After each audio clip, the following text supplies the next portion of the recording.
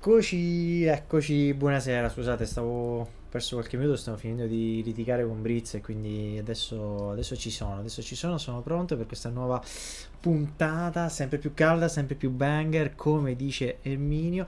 Vischio arriva, ve lo dico subito, cioè non preoccupatevi, Vischio arriva. Strano Eh, ma in ritardo. strano, non succede quasi mai, di solito arriva sempre al limite, stasera invece proprio ritarda, ha detto un quarto d'ora Non almeno. di solito sempre arriva puntuale, sempre al limite. Sì, Sì, è sì, vero. sempre al limite, sempre al limite.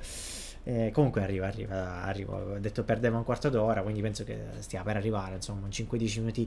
E dovrebbe far parte dei nostri Revil. Intanto come va, come stai, come ti trovi a meno di una settimana ormai da Pasqua. Festa che Mamma tu festeggerai sicuramente in modo importante, intenso, immagino. mia. Spero che qualcuno mi regali l'uovo di Pasqua della Kinder, Della Kinder, che perché vuoi trovare quest'anno? non mi interessa niente delle sorprese, a me interessa il fatto che sia cioccolato al latte. Cioccolato alla... Bleh. E tu invece? Cioccolato al latte, bleh. No, io posso, no. Ho chiesto di non avere nessun uovo, sinceramente. Perché sono grande ormai, non serve. Poi, ma Ma più che altro. l'uovo, guarda che lo puoi mangiare a qualsiasi età, eh. Sì, lo so, ma siccome ne regalano un botto alle bambine, non è che possiamo girare con 800 uova. Cioè, abbiamo ancora cioccolato dell'anno scorso che poi abbiamo buttato, quindi Certo, certo. Ah, sì, non mi infatti, sembra infatti proprio il vi caso. immagino che vi regalano un casino di uova, tieni Mamma mia, qua, puoi tieni capire, questo, prendi puoi questo. capire, puoi capire, puoi capire. Io ne ho Non puoi già capire. aperti due, dice Yaret. Porca Bravi, troia. bravi, comunque, bravi. Snorlax, no. Però a parte il resto, tutto bene. Mia madre sta traslocando. Chi è che sta Eh, traslocando, scusa? mia madre. Ah sì, dove va? Sì, ma in un'altra casa. E tu? Io praticamente ora rimarrò da solo. Ma, Revil, un grandissimo passo. Sì, sì, un giro dopo 2 giorni Complimenti! può essere. Complimenti! Voglio il vlog di questa esperienza. Giorno 1.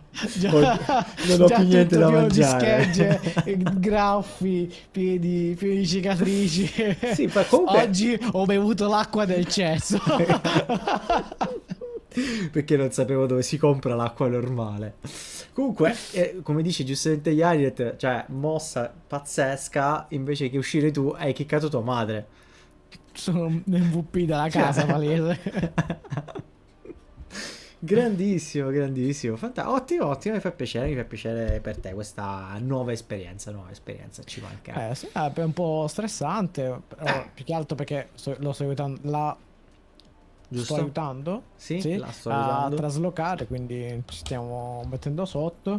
E più che altro sono una di quelle persone che è terrorizzata dai cambiamenti, Ah, ok. quindi la sto vivendo più con la paura di cazzo, ma cambierà tutto, posso morire, però sono sicuro che una volta che avremo fatto questo passo sarò più tranquillo. Però Sì, sì. sono sempre traumatizzato dai cambiamenti. Vabbè, ma a chi è che non fanno paura i cambiamenti? Ci mancherebbe. Anche all'IT, pensa un po', fanno paura i cambiamenti. Tantissimo fanno paura i cambiamenti. Il problema è che finora, fino a questo punto, non si è capita bene la situazione. Ora, noi proseguiamo in qualche modo, non è una prosecuzione vera e propria in realtà, però in qualche modo diciamo che andiamo a proseguire quello che abbiamo fatto in queste settimane, cioè il caso Macko, quanto Polverone in qualche modo ha sollevato e tutto quello che è successo, Sì. avendo però stasera, per chi non l'avesse visto, un ospite diciamo un ospite non italiano, quindi andiamo sull'internazionale oggi, abbiamo un ospite inglese che è Don Jake, che è un content creator, streamer, ha fatto intervistatore, ha fatto tante cose, sono famose diciamo sul web le sue interviste realizzate in modo particolare ai pro player da questo punto di vista e ha fatto però adesso ultimamente un video di 8 minuti postato anche Ok. su Twitter per quanto riguarda la situazione di Macko. Lui giustamente parla del fatto che si Io lamenta non lo conosco, principalmente. quindi lui ci tiene molto all'esports in Sì, sì, generale. sì, no, lui in questo momento tra l'altro è anche ha fatto miagolare Viper, sottolinea why you looking at my Ha username, tra fatto le... miagolare Sì, te l'ho vai. detto che ha fatto delle interviste particolari a vari pro player, perché lui comunque va agli eventi come media, come press e realizza delle È quello che ha fatto interviste. ridere Faker? Se non sbaglio, sì, sì, sì, sì, anche con un Faker Ok. è riuscito a far qualcosa, sì, sì, Allora, sì.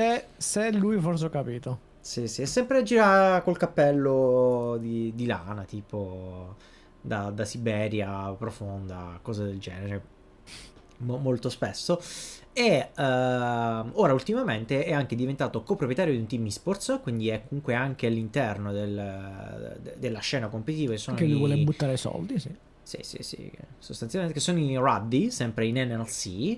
Lui partiva da un punto particolare che poi andremo adesso a esplorare. Io sto cercando di fare un'anteprima anche in italiano di tutta la situazione del Va Ruddy bene. Sack, in cui lui sostanzialmente se la prende un po' con Riot, sia per quello che è successo in Italia, il caso Macko e tutto quanto, sia anche perché in Italia in realtà lui si lamenta del fatto che l'NLC continua ad avere 2 slot per le mia Masters quando l'Italia ne avrà 3 in questo Spring Split, ne avrà 3 con 6 squadre e tutto quanto.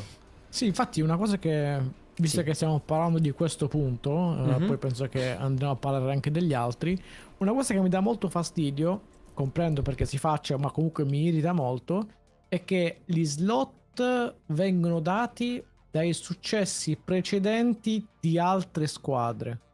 Cioè, se ci pensi, se stai fermo 2 secondi, non ha senso questa cosa. Cioè, l'Italia in questo momento ha 3 slot perché l'anno scorso, lo sto estremizzando, perché l'anno scorso i Macko hanno fatto Chick e Chuck. O anche prima perché i Desire e i Macko hanno preso un casino di vittorie. Ma i Macko e i Desire, o l'esperienza e le vittorie dei Grazie per Macko, averci che seguito. hanno a che fare, che hanno a che vedere con ora gli Axrot e i Chick e Chuck che andranno in EMEA quest'anno. Cioè, ripeto, una cosa che a me dà fastidio e che non comprendo, se stai fermo 2 secondi a pensarci, è il successo passato di altre squadre ti dà a te ora uno slot. Questo Funziona è così lo vero. sport. Questa Sì. frase, Bruno, è una cosa che odio. Perché viene utilizzata spesso per giustificare le merdate anche in altri contesti. Allora, guarda, più Perché che si fa così? altro. Perché si è sempre fatto così? No, è una cosa che odio. No, ma il tuo punto potrebbe essere anche interessante, vuol dire tutto quanto. Diciamo che il problema è capire come fai a dare dei criteri oggi, cioè per oggi, per decidere chi oggi deve andare eventualmente a livello europeo. Cioè, è questo un po' il problema. Quindi si cerca di fare un Ok. resoconto di quello che è successo in passato, nel recente passato, non è che si vanno a prendere i risultati di chissà quanto tempo fa, nel recente passato per avere ovviamente tutto quello che serve poi per avere un criterio per poi arrivare dopo. Quello che io non capisco però è perché questo criterio non renderlo pubblico, se effettivamente c'è un criterio, perché il problema principale secondo me è che non c'è un criterio trasparente, non è che c'è un... C'è l'MMR per slot. per dire, cioè, io avevo provato a farlo qualche anno fa, a tenere traccia di tutto, poi un po' abbandonato che comunque è complicato e difficile, è un pallino che comunque continuo ad avere, prima o poi riprenderò e farò. Questo secondo me è un punto che si può andare a imputare, però io capisco il punto di Jake, ma sicuramente il problema è che negli ultimi anni l'NLC non ha fatto chissà che cosa a livello di risultati, anche se in realtà forse qualcosina in più l'ha fatta, però ecco, lo dice anche Seguer, il punto è questo, cioè non c'è trasparenza sul Sì, oltre a com'è questo, sto il leggendo anche che criterio, come si molti altri arriva. giustamente stanno scrivendo, funziona così in tutti gli sport. E io faccio sempre un passo indietro. Perché funziona così? Cioè, ho capito che funziona così anche in altri sport, però ci deve essere un motivo per il quale cioè, per il quale funziona così. Perché la giustificazione del funziona così perché si è sempre fatto, per me è una merdata. Per me è una grossa merdata. Funziona così perché vai a premiare il trend del movimento, perché è l'alternativa migliore e l'unico parametro oggettivo se fatto col criterio e numeri. Capisco l'idea, capisco il motivo. Cioè non so manco io se sei d'accordo o no, mi dà solo stranezza. Perché No, no, ora la stranezza andando la tre squadre posso... in litti nei mea che non hanno fatto nulla l'anno No, scorso. ma 3 sono infatti troppe. Esatto, cioè 3 sono comunque tante, anche secondo me. Però è un tante che È una noi grossa calcoliamo. falla. È un tante che noi calcoliamo a spanne. Perché non sappiamo realmente qual è il criterio. E quindi anch'io ti direi a spanne. Indicativamente direi che 3 slot per lit, soprattutto quando come si dice, soprattutto quando il campionato è fatto a 6, sono un po' troppe. Cioè nel Infatti, Summer ricordiamoci che ne avremo 4 di slot per EMEA su 6 squadre. ma mi avete fatto entrare. infatti Sì, si certo che ti abbiamo parlava fatto anche entrare di... Vischio, Ciao, buonasera. Vischione. Buonasera. Infatti si parlava anche del fatto che è il 50% della Lega.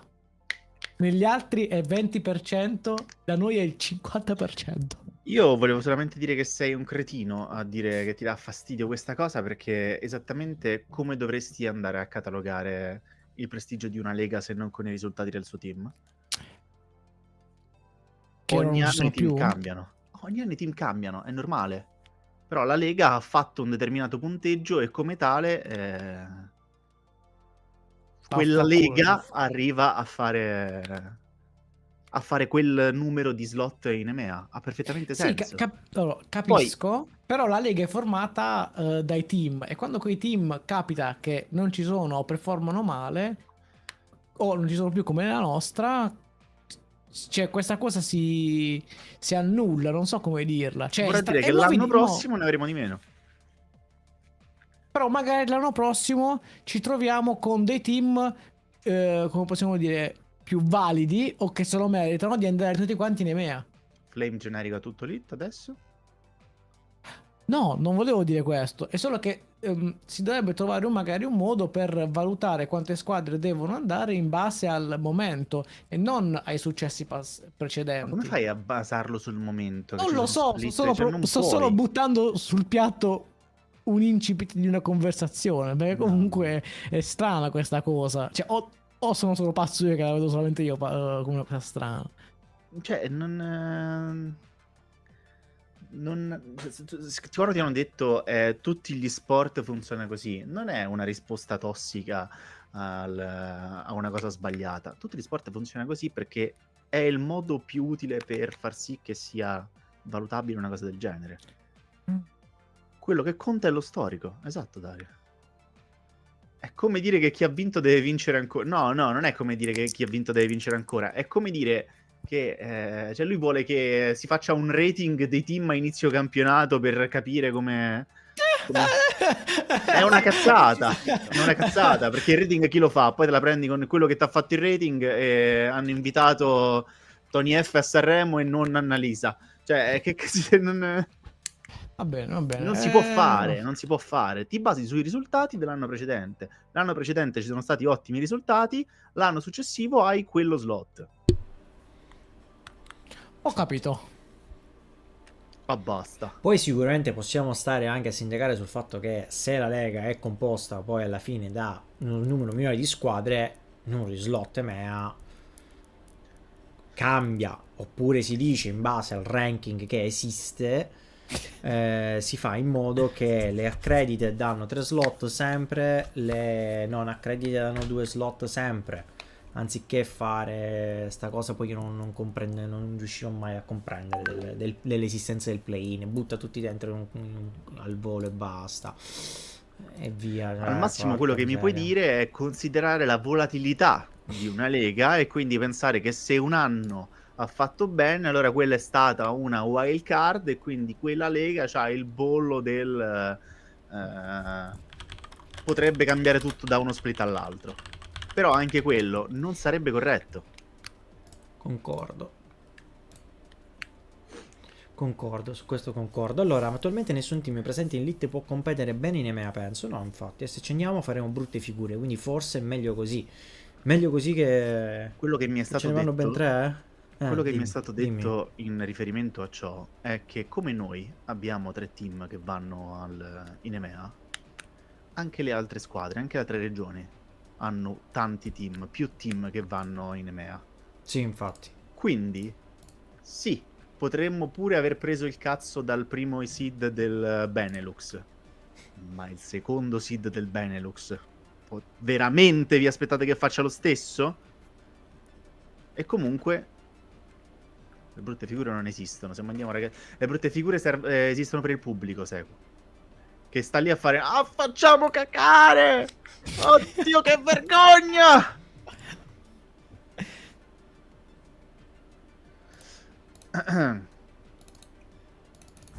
E infatti, esatto, ci sarebbero molti ragazzi ragazzi giovani che trarrebbero vantaggio. Certo, sono esperienze.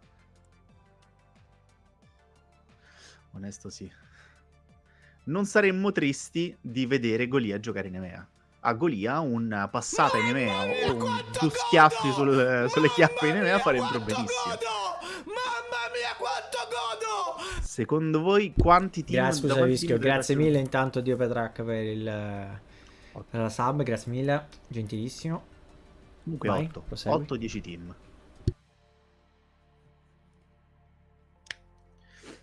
La domanda della sub.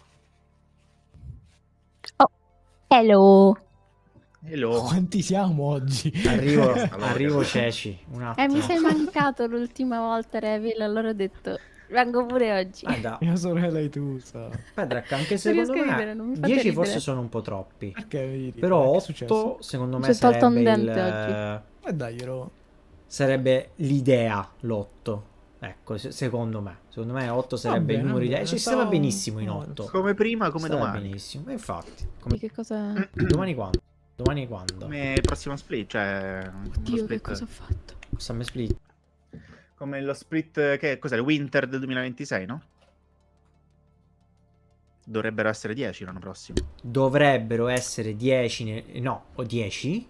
8, Addirittura? scusa, 8. Ah, dovrebbero essere 8 nel Winter perché il Winter fungerà sostanzialmente come se fosse un promotion interno, per cui le squadre che vengono da giù entrano lì, se la giocano con tutte quante e fanno quindi oltre a fare il Winter contestualmente fa anche il promotion, ma l'obiettivo come già quest'anno è poi di avere comunque uno Spring on Summer a 6. Anche quest'anno doveva essere così. Quest'anno l'eccezione non è che lo Spring è a 6. Quest'anno l'eccezione è che il Winter è stato a 6, perché il Winter doveva essere a 8, già quest'anno doveva funzionare così. Sì, spero che Ma sia dico a un'idea. Jake di entrare o aspettiamo? Aspetta un E attimo, tu devi preciso. aspettare circa 33 minuti prima Fammi sistemare che prima leggiamo- tutti, esatto. riesca a fare un po' di roba, eh? È difficile, dai un secondo. attimo. Comunque sto solo. combattendo con la boccetta della nicotina, ragazzi. Perché bevi un po', vedi che gusto ha? È chiusa! Non riesco ad aprirla. Mordila forte. Ecco. Vuol dire Perché mordila fanno forte, non fargli ste far cose? male. Perché fanno ste cose? Ah, non è vero. A prova di bambino io non ci riesco. Perché non funziona? L'ho Dove sta? fatta. Ah, perché sta qua. Ah. Ed è la seconda di 4. Allora, intanto La faccio nicotina fa entrare, male, intanto scusami, faccio entrare Cecilia. Eccola Cecilia, buonasera. Intanto buonasera, ben trovata, ben ritrovata. Che nonostante un'operazione a un dente che si è tolta, è comunque qui. Non so quanto volentieri, ma comunque è qui per aiutarci. Perché io ho detto, ragazzi, allora dobbiamo avere l'ospite internazionale, non possiamo fare i maccheronici, almeno parlo per me e per Revil. Vischio non lo so come è Oh, combinato. che cazzo da dire? Che ho No, il non- listening ho 10. In listening, in speaking, Riesco bene a ridere io. Mi alzo la Speaking- mattina, guardo video su YouTube, solo Eh. inglesi. ok. Ok, li ascolto mentre faccio Bellissimo. roba senza guardare niente. Vedo le serie senza sottotitoli, Grazie tutto in per averci inglese. seguito. L'unico problema è che non lo parlo mai. Però Non facciamo cazzo, ridere se lo Cecilia capisco troppo. bene. No, ma infatti Revil il problema non era a capirlo, il problema era proprio Io poi... listening ho 10, eh. Il problema era proprio interagire poi alla fine, no, perché... Ma Guarda, tranquilli, abbiamo Itusa che parlerà al posto nostro. Esatto. Un dente Senza in un meno. dente. senza un dente, Senza un dente. senza un Senza un dente, però dente. ci penserà lei. Ora, prima di introdurre Jake, siamo all'orario, quindi tra pochissimo lo facciamo anche arrivare ed entrare. Io volevo anche porre un punto sul perché ho anche Buon deciso di punto. invitarlo, che al di là di quello che lui ha detto comunque all'interno del suo video e tutto quanto, che per chi non l'ha seguito, non l'ha visto, poi magari mettiamo anche il link e vi invitiamo a guardarlo, Facciamo un perché comunque riassunto. è interessante. No, un po' il riassunto l'abbiamo fatto, però quello che volevo dire io è che l'NLC, la Lega Nord Europea, ha comunque avuto un passato molto simile a quello che è il presente attuale di Non Elite, peggio. forse pure peggio. È vero, Cioè- perché? Che è successo? cioè, Stava un NLC po' nella... Ma NLC è partita come Non mi ricordo. major, è partita come major. Grande campionato, seguitissimo. Nei primi anni ha anche portato diversi squadre sempre in finale dei Mia Masters. Sempre stato, io Cecilia l'avevo sistemato perché ora dovrebbe andare meglio. Aveva portato diverse squadre nei Mia Masters in finale, bla bla bla. Erano tra le migliori. Avevano anche diversi academy dell'LC, le avevano in NLC. Appunto, come dice Godpesh, c'erano anche i Fnatic nell'NLC. Poi a un certo punto è iniziato a decrescere, sempre meno interesse, sempre meno persone che la guardavano. Poi il merge addirittura con la... perché prima c'era la NLC che era solo quella britannica, Il praticamente merge. Regno Unita, Vedi come siamo già inglesi e ora. la Nordic che erano da Scandinavia e quant'altro. Poi gli hanno fatto la fusione fra questi. Sì, Nel sì, non è che devi frattempo... ridere di cose che Nel dico. frattempo la Lega da Major è addirittura diventata non accredited pure loro. Quindi perché ha perso nel frattempo pure l'Academy, c'è stato un downgrade pazzesco e adesso in realtà nell'ultimo anno e mezzo circa più o meno sta iniziando un po' a recuperare il gap che ci poteva essere qua là. Quindi anche per capire, l'ho invitato anche per capire questo, soprattutto da parte di una persona che adesso è un owner. Me lo ricordo, l'ho detto prima, da parte di quello che è una persona. Ma quindi ora facciamo È un- copium sperando di fare la stessa fine? Esatto. Quindi stasera puntata comium per avere con le dovute proporzioni. Però non so se c'è arriva nel la momento barriera giusto. linguistica che è la proporzione. La proporzione è quella perché l'NLC comunque raccontata in inglese la può seguire chiunque segue qualcosa in inglese. Elite, forse solo i coreani che stanno imparando l'italiano, penso ci siano su Fa YouTube. troppo ridere quella cosa a me. Lo so, ma ci stanno. Va bene. Allora, Ah, no, è già qua. Easy here. Oh, nice. Allora, vado un attimo a sistemargli l'autogain off. Ok, spero Io che perché poi faccio l'audio... sempre lo splendido. In che senso fai sempre lo splendido? Tu? Ha detto da quando è entrata Cecilia ha iniziato a fare lo splendido. Io Ah, faccio sì. sempre il coglione, cioè non è che lo faccio solo quando sta CC. No, infatti, Chi l'ha questo detto? posso garantirlo. Cioè, Io a prescindere sempre da chi stupido. ci sta. A prescindere da chi ci sta. Allora, io avevo preparato, vediamo se funziona, un attimo. Devo capire se funziona quello che ho preparato io. Per avere una cosa più carina. Allora, questo dobbiamo mettere così. Questi... Allora, questo lo mettiamo così, perfetto. Questo lo mettiamo così, ok. Jake, we are ready. If you're ready, I switch the scene on OBS. Yeah, we can hear you. Yeah, we can hear. Cool. Fine. Revil. So here we are with Jake. Nice to meet you. Nice to meet you. Yeah, I don't know if you remember, Hello. we already met in London Yes, last year. of Fine. course. Yeah, I was with Ace Roxas, Lorenzo Di Berardino, and Cecilia, of course. Here are my colleagues, Vischio Hi, and, nice to meet you. and Lovely to meet Revilvage. you. Hello. Hello, lovely to meet you. Fine. So, Cecilia, it's your Do you want turn. me to, do you want me to dive in? Yeah, I have a yeah. couple of questions. So, Jake, we were talking about your video and your post on Italy and Macko, but I have a more general question to introduce all of the topics. So, and correct me if I'm wrong, but you've basically implied that Riot's approach to the Italian league is passive to the point of negligence. Is that correct? Would you say that's correct? Not just Italy. I think Riot's general approach to the ERLs is I mean, I actually, beyond the video, I think I described it best in the reply to the video. I want to actually get the direct verbiage that I used. If you just give me 1 second to go and find the quote. I have it right in front of me if you want. Okay, cool. Riot. If you can show it on the stream. You asked Maybe for too Francesco much. has it.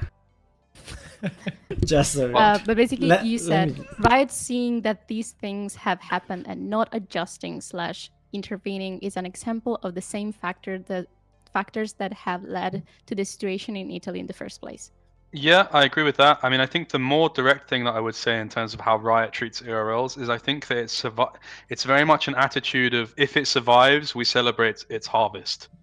It's a very like the model I'd always use is like kind of an allegory, and you guys will like this because you're Italian. Is like it's the ERLs to me are like the Roman Empire, and all the different ERL systems are like the satellite states or the what would you call them in the Roman Empire? I forget what they're called, Okay. but like the individual places and whatnot. And obviously people have to take care of those places. So back in the day, if you had like a politician you really liked, you go and give them Asia Minor or something like that. Pompey went and took over there. But then you have places that are really under neglected and don't actually grant you much dividends. And these places are generally speaking really grossly undermanaged if you go and look into like the provincial history of that period of time. That's like the allegory I always use. For me, you look at something like LFL, or I look at some of the success stories at VRLs, it feels like a lot of the time Riot is very quick to be on the end of the harvest. Like, look at what we just did, in ignoring what is going on in the famine in other regions. That would be my general take on all of it. Yeah. I do have a counterpoint, and it's kind of like a point in favor of Riot. They are delegating the management of these tier 2 tournaments to someone else. So wouldn't it be fair to say that the issues that have been rising all over are issues that are coming from the management of these tournaments? So like tournament organizers. I'm confused by the question. So like Riot has ERLs, but Riot is not the one managing every single ERLs. We have many different tournament organizers. So wouldn't it be more fair to say that every issue that ERLs have comes from their own tournament organizers? No, because that's a diffusal of blame. You know, it has to go back to the original point of conception, right? Mm-hmm. In the same model of what I've just told you about, like the Roman Empire or whatever, right? Like, if shit's going down in Egypt, you go back to Caesar, right? You don't like say, well, what the fuck's my guy in Egypt doing? Like, it's like great, maybe it's fucking up, but there's so many fuck ups at a certain point you go back to the top, right? I understand your question. I understand that's not your opinion. It's like something you're using to prompt conversation. Yep. But no, I would disagree with that as a premise. Yeah. So would you say that tournament organizers are blameless in every sense of the No, word? there's some really shocking ones. Like, I'll give you an example. For me, from NLC, we had Freaks for You for a while, that were also handling the German league at the same time, and it felt very much to me as if there's not much that could be done in comparison to now the people we're working with, leagues.gg, who I think suffer from some of the slight incompetence that is like seen in a lot of tournament organizers, but they at least try. I think that's kind of a common theme amongst some of these ERL TOs, is like they could be a little bit stupid on some things, but they at least try and they like listen. I think listening is important. We had a really weird situation in NLC when there were owners like a year ago.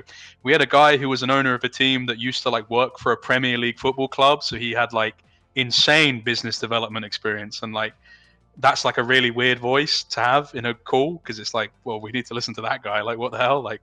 And then obviously one of the guys who works at Ruddy, like also he's pretty involved in that side. There's lots of different people with experience, and I can't speak for the Italian region, but like it's nice when people have experience, and I feel like it's a collaborative relationship, TO and team owners. I think It should. where regions that don't have the same resources or potentially like the natural propensity for development that existed like 10 years ago, I think where they do best is when there's a direct relationship between TO and teams. Let us take a break for a second in case someone in the chat or someone like that is not me wants to ask another question or wants to ask a question about what has been just said. No, All io good, guys? lo spero, lo credo. Se ovviamente tu hai fatto la domanda in inglese adesso, cioè per capire se qualcuno, Sì. quindi se qualcuno comunque non aveva capito l'inglese di prima, non ha capito nemmeno la domanda che gli hai fatto tu adesso, giustamente. no, per dire. Se No, per avete dire, domande, ovviamente, esatto, qualsiasi in cosa chat, che non se volete. capite, scrivete o non comprendete bene, scrivete tranquillamente in chat Senza vergogna. Senza vergogna, siamo i primi I a... think, Praticamente- I think non there capire are tutto. a lot of things missing in our TO here in Italy. They are trying, but they are not always listening us. That's a huge point that is missing right now. On top of that, I would say Jake said something on the line of the communication and the work between team and tournament organizer is very, very important. Yeah, and sure. communication was a really big topic in the discussion that we had last week with Last week with Barone from Riot yes, Games. Yes. with Riot Games Italian country manager. He came to live and we spoke about a couple of things, and one of them struck me, and I wanted to ask you about like a question about what he said. So basically he said that because Riot cannot be everywhere, the community, teams, fans, viewers, etc. should be the one helping create content around the league that Riot can share on their socials, basically. As someone because we talked about this at Worlds, as someone who has had to hustle for exposure and for content, does that sounds like an opportunity for the community to have their content published on Riot Games social media, or more like Riot outsourcing the bare minimum? I mean, I just like I'd like to expand outwards and ask.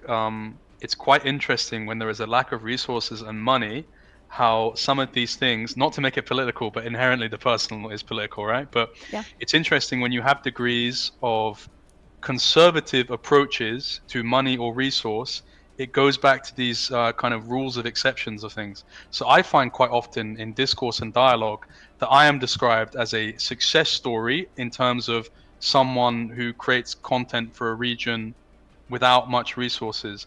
But I think, and then the argument is always like, I hear lots of people say like, oh, like if this person can do this, then surely other people can do this or whatever. It's like, it's so totally random for me to be doing what I'm doing currently.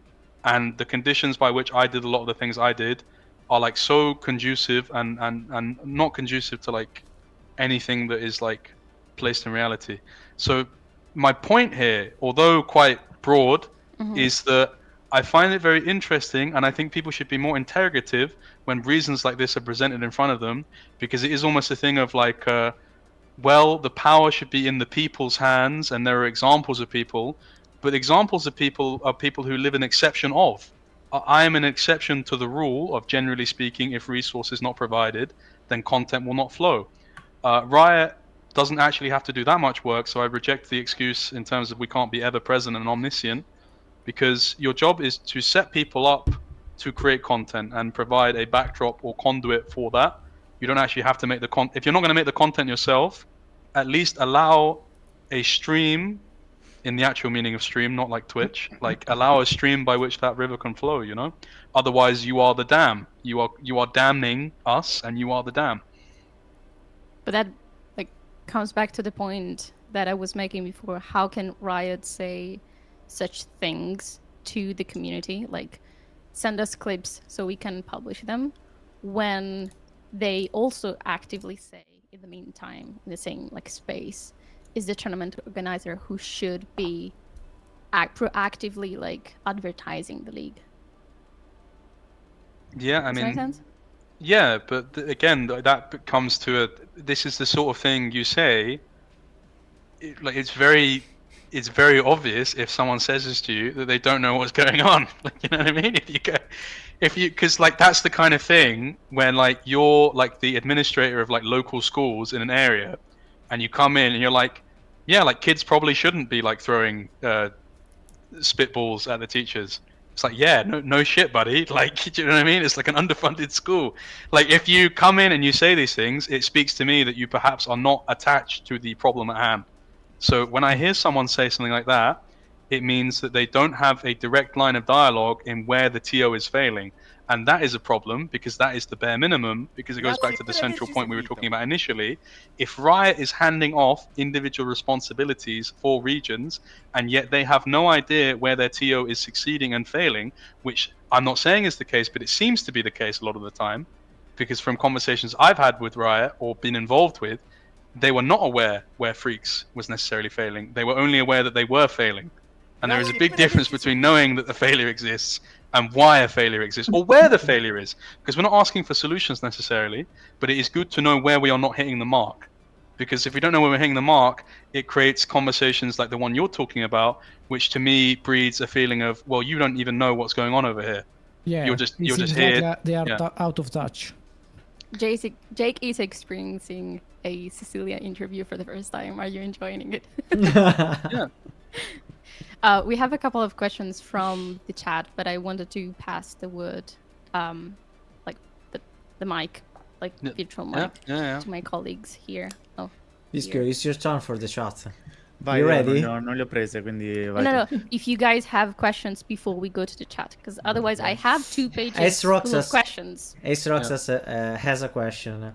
I have a direct question for you, Ruddy. In terms of exposure and reach, do you think tournament organizer and Riot itself should keep an eye out for journalist content and try to help them reach more people?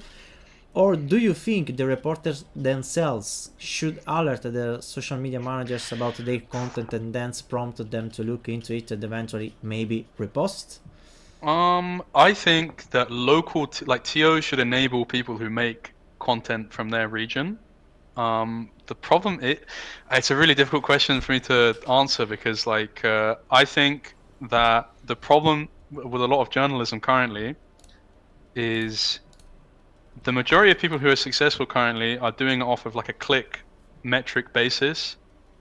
They essentially they're like chefs with alphabet soup rather than actual journalists. So you have an inherent problem there where nothing that they make is going to be anything beyond headline, click. The other problem as well, the ideal world that you would want is you would want, like, let's say there's an Italian journalist who's a great writer and he can go and cover an event and the TO flies him out to the event. He has a photographer with him. You really get a feeling and you are sold on the actual vibe of it. This is my bias as like a big Hunter S. Thompson guy. You have like a gonzo guy.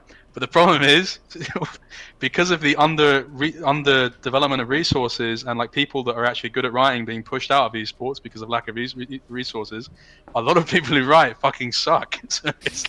So it's really difficult to find a good writer that also like understands all the individual proxies of language and like really ties. I can feel this person is Italian. I can feel this person is Polish. I can feel that they're from the UK. You kind of have to hit the perfect storm on all 3 of these things. Do I think that Riot should enable journalists more? I think that specific one would be up to the TOs, IMO. I don't think Riot should intervene with that. I think that's actually weirdly a thing where like the minute Riot starts doing that, it's like the journalist is not an agent of Riot. The journalist is presumably, if they are good intentioned, an agent of their local scene. IMO. Jake, I have a question for you. NLC started as major, then gone falling down during the years.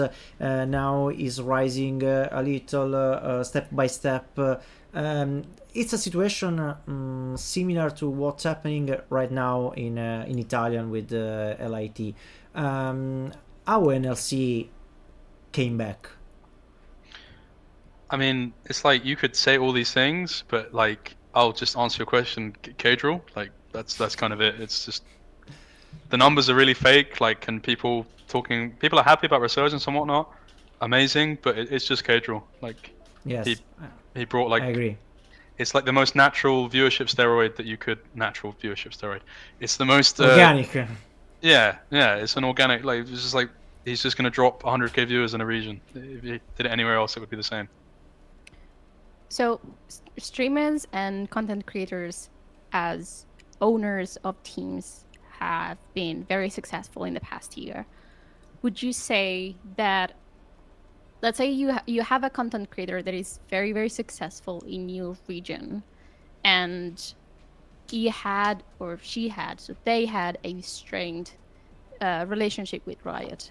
Should Riot give them the benefit of the doubt and allow them to continue doing co-stream and maybe bringing their team to the tier 2 scene? Or I have a problem with this question because it sounds like it's referring to a specific instance in which I don't know the details of. So I feel like if I agree with it's like a very good like journalistic trap, but like this is like too specific to a hypothetical to where I feel like this actually happened, and I don't want to give my opinion on it. Let's just say. No, but you guys can all see how much of an expert I am. Like, I picked that out immediately. That was insane. Let's Anyway, just say the reason when you said You there are did two well. types of journalists, the one that continue writing for the clicks and the one that are out of esports, and the one that can continue writing for the clicks are kind of meh. Let's just say that I took that with I'm not in esports anymore, so I was one of the good ones. So I'm asking the hard ones. yeah, sure, fair. For that, I don't really have an answer for that. That's fine. Be careful.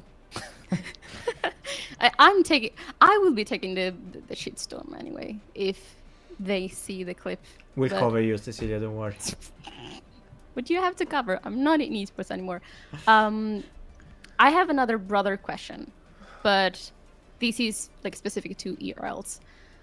Who has the responsibility to fix the Tier 2 league when orgs are folding, viewership are declining, unpaid players are the norm? That those goes back to the fact that tournament organizers are the one, managing the finances of the league, and Riot is just there to support. I mean, the responsibility is Riot. Like, Hey, mine are trap questions. I'm just asking. no, it's not. No, that's not a trap question. It's just like I feel as if I don't know. Whenever you have stuff like this, it's like have any of you ever read like Foucault or anything like that, where he talks about like the layers of power and like the superstructure and stuff like this? It's just like sometimes when you are so lodged in something that is so complicated, you realize that the design of the device is so complicated so as to confuse you and bog you down in the details. But if you actually zoom yourself out of this sort of mental prison, so to speak, you realize this is all it's all Riot's responsibility. Like, if you want a successful tier 2 scene, then it is your responsibility to make it so. If you don't, you should explain why that's not a priority for you. But there is a weird balancing act that is occurring whereby it's like, we do care about this, but we're not doing anything that indicates that we do. That's the point, I guess, because is Riot really interested in supporting the T2 scene? Is in having faith that the T2 scene will be sustainable? So here's my take. Here's my take, and it's the kind of thing that will get me in trouble. But like, I don't care. Well, not in trouble, fake trouble. Like not direct consequence, but like dark consequence. Like shadow consequence. Okay. Which again is what happens in the superstructure, right? Because it's diffused. Sorry, a big leftist guy, me. Anyway, I digress. What was my point? This is the problem with being silly. You get so distracted with Sorry. No, that's on me. Fault. No, it's on me for joking. What was my point? So what were you saying? I'll get it from what you were saying, because it was in response to something you were saying. I was saying that the point is that maybe Riot is not interested in having a T2 scene well developed, Yes. sustainable. So here's my thing, and it goes back to this initial thing that I said in the tweet, the reply to it rather. I feel as if currently what the situation is that I feel in certain points, although I will say this is like a hyperbolic and emotional reaction, that we are constantly, Riot is constantly, and I get this via a few different forms, like for example when I see like Max the X respond to certain things, or like where I see like people who are involved in the ERL structure, what they respond to via Twitter. And I'm not going to claim that Twitter gives me access into their like, you know, their brain or whatever, but it is like the I'm not connected with them on LinkedIn, so I can't see them on there, you know. It is a constant celebration of the flowers that survived the harvest. And I feel as if you are picking your favorite sons constantly. I feel what like it you feels should- like. It's what it you feels should like to kind me. of- Sorry, I feel like you should kind of explain more that expression. So, I think that okay, so much of this I love. It's all tied up in one metaphor. Like there's someone in chat calling me a Marxist. I bloody sound like one with all I've been saying. I'm talking about like it's all about provinces and farms and yeah, great, wonderful. All of these ERLs are all in a system under one governance, and they're giving out to these individual consuls, so to speak, the TOs. The TOs are consuls. Some of these people experience mass development, growth, all of these things. I think some of this is down to the individual. How much, and this is just a question, I won't give you my opinion on it, but those who are more versed than me would be able to tell you. It'd be good to speak to people from the French scene. How much does the LFL place their success on the intervention of Riot rather than the development of their own local scene? Because from an outside perspective, and the way that Riot talks about it sometimes, you'd think that Riot did a lot more than I think they did. Yeah. I think they help, and I think they're there to provide support when it needs.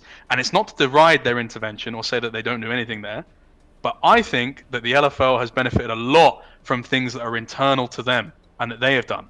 I think when you look at OTP, they got their start doing a lot of local events in Paris, built out a really mass local community, and built something from the ground up from themselves, and then got a lot more support from Riot later. I look at the LAN systems, Go for Lols. I look at like things they were doing, like big events in. You talk about like Hans Sammer was playing like in like arenas that he was watching Nadal play tennis in by the time he was 16, like Millennium and all these big legacy orgs there. Is that not something that benefited a lot from grassroots and building up from the ground? And then you make the argument, why can't we do this in Italy? Sure. But my point is it not the case that a lot of the ERLs that are doing amazingly, it's not really because of Riot? No. Sometimes. That would be, I know what I'm saying, I kind of have given away that that's what I think, but I'm just raising questions, you know, realistically. Like, Oh, I totally agree because, as you said, Red Games helped starting the leagues, the ERLs, helps the tournament organizer make sorry to cut you off. I have another point. It's something that I can't claim for this to be something that I've discovered on my own, but it's something I remember I had a conversation with Veteran about years ago, where you'd have to get the specific details about this, so don't quote me on this, but it's something about how the access point to a lot of the more multinational sponsors, like KitKat and some of these, were actually more easily accessible via things like the LVP and LFL. Because when you look at sponsors, it's really hard to gain them on like on a level of, you go to the main office and you're like, we represent X, X, X, and X, and X. Because they were able to be so accessible to the local division of some of these companies, the ERLs were a major bridge to gap in terms of gaining some of these sponsorships. That's something that I've been told by him, and he has good knowledge on that. So credit to him, but also judge him if he's wrong. But I do stand by that. I do believe that to be true as well. From what I know, every tournament organizer, every ERL should pursue their own sponsors. So whether Riot gives access to example contacts No, so just to clarify, what I was saying is the initial conception point for a lot of these sponsors, like way back, apparently was the path to them was via ERLs, because you could access local markets, and then via local markets it made more sense to activate more global sponsors. At Yeah, least that makes sense. is my understanding of it. I could be wrong on that though.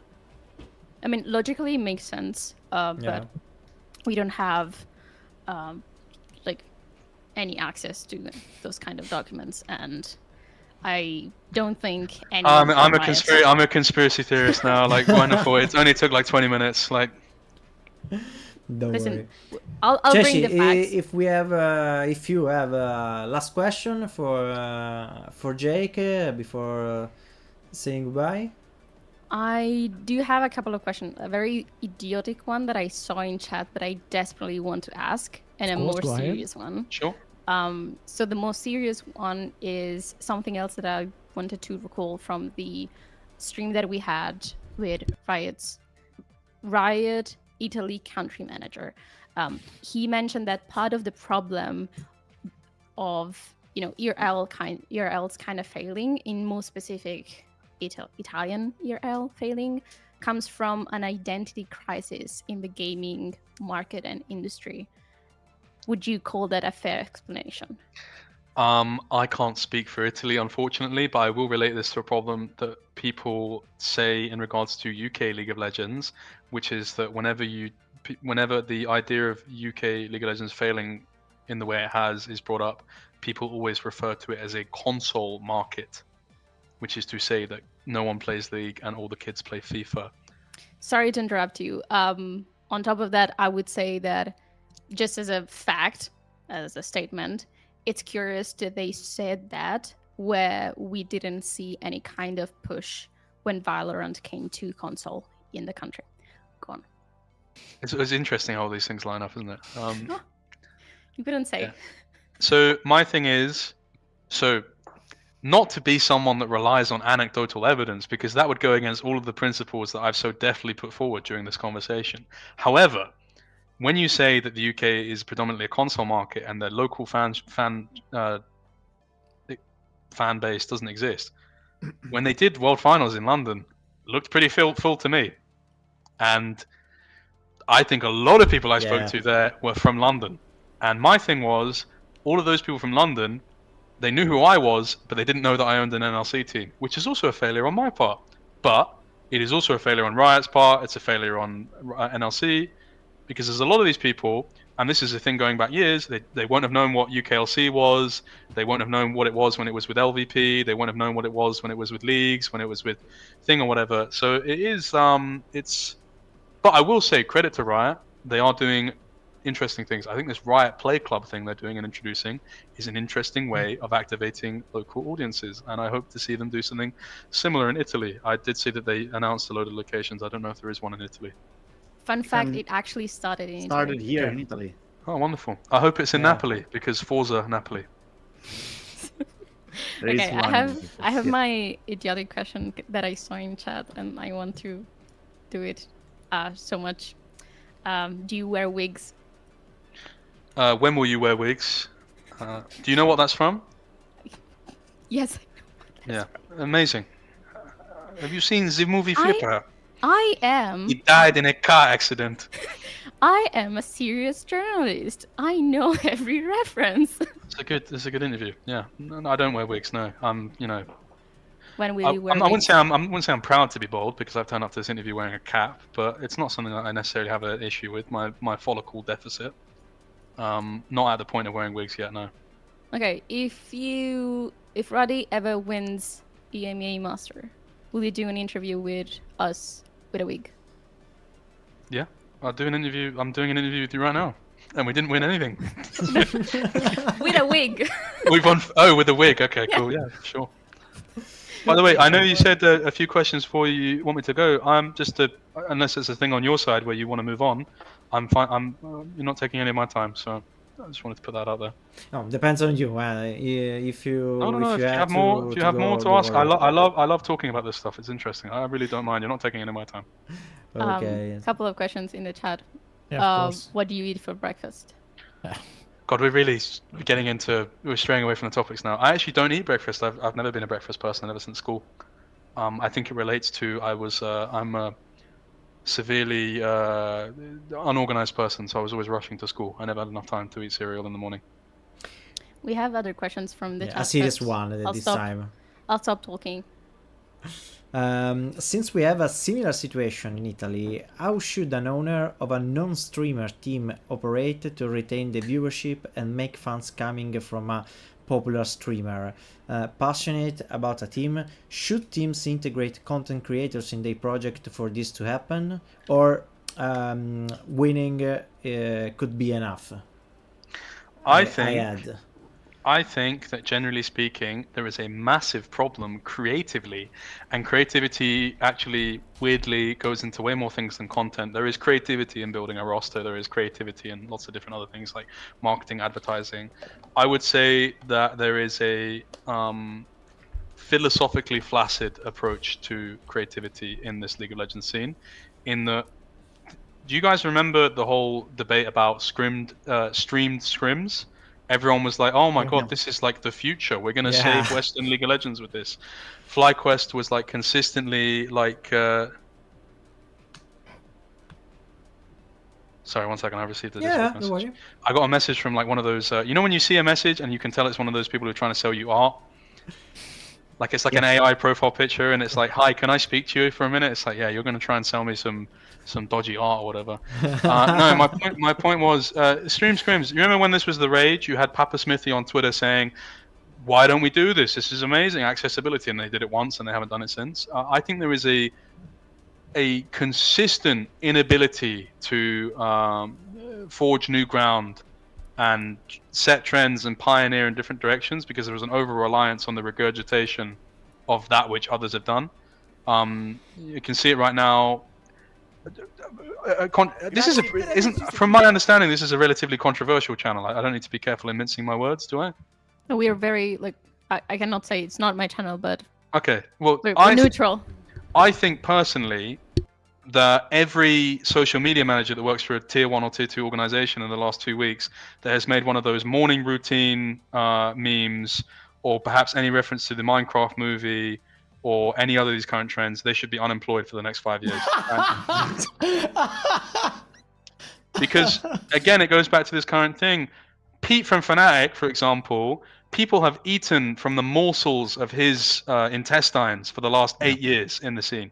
Anything that Fnatic pushed as a content format, although I think relatively narrow in its scope, has been something that is copied by others. What is my point here, though? My point is that there is an over-reliance on that which can only be existing by the people at the top.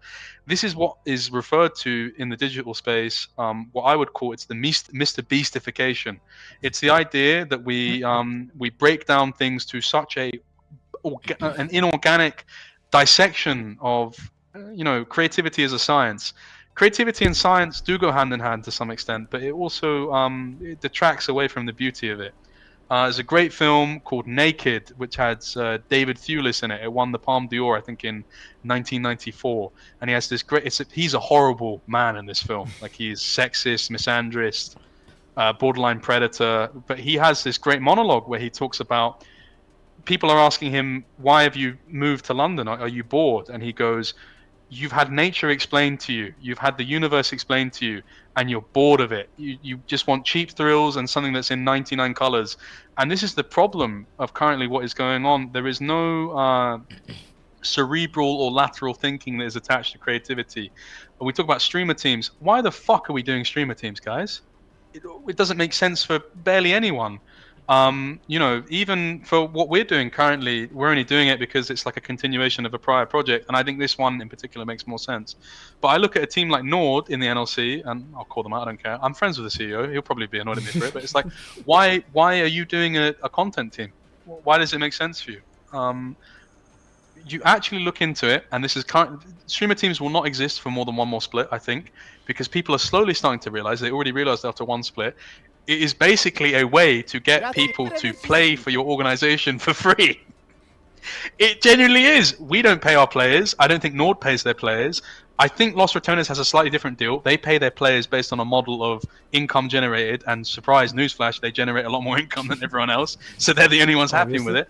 Streamer teams are the current biggest scam that exists in ERLs, because it is just a way for organizations to not pay players and then rake in actual advertising money. But the initial point of conception does not come from a place of scamming. I'm not giving them a bad faith interpretation. It comes from a point of, wow, this is cool, we should do this. This makes sense right now. Whereas the logic behind years ago should have been, how do we integrate people that represent our brand and could potentially add something to this, represent our ethos, and actually allow us to add on to the ethos? I'll give you a really funny example. Macko. What did these guys do? They had a load of fucking models in bikinis in the pool, like in all of the advertising. This is fucking amazing when I saw this, because listen, I am a feminist, but however, the idea of your organization being this, the idea of your organization being this like brash, like the guy who runs it looks like he should be on the Italian version of Jersey Shore. He's like, he looks like he's been in an Italian salon. He's got like a chain on and shit like that. Not in the same way that I do. I just look like I listen to Blady. But my point being, it matches up the whole vibe. It's like this guy. He doesn't look like he should be in esports. The players are these like fucking nerds, and they're in a gaming house, and there's these like supermodels in the pool. This is fucking genius. This is amazing. Because I'm not suggesting that they're streamers, but it's like you've added on something that tells a story here. Yeah. You know? It's the same thing as, people say the other day, this prod guy who joined Fnatic, it doesn't match up with the story that they're telling. Your story at Fnatic via CSGO and Valorant, you're a boaster. It's fun. It's happy. It makes sense to add people that add on to that wholesome vibe. The stupid way of doing that, or the base level thing of doing that, is like, let's just add every wholesome Chungus person that we can get. The additional thing you would do is you want to get people that are so overwhelmingly positive that it's almost sickening. That's the actual like core thing here. But the problem here is what we talk about with all of these things is we don't actually understand what we even represent or what the idea is. Macko getting those models in the pool shows me that they have such a core understanding of who they are. Yeah. Disagree or agree with what they've done. It shows you that they understand. I think very clearly with what I do at Ruddy, you can always tell whatever we do has a very Ruddy feeling to it. If you turned the at off, you would be able to tell who it was a lot of the time. When we did that massive prank where like Regan was pretending to shout at the players and everyone thought it was real, and all the people in the ERLs were like, ban these guys, these disgusting moralist pigs, like ban them, porco dio, like get rid of them.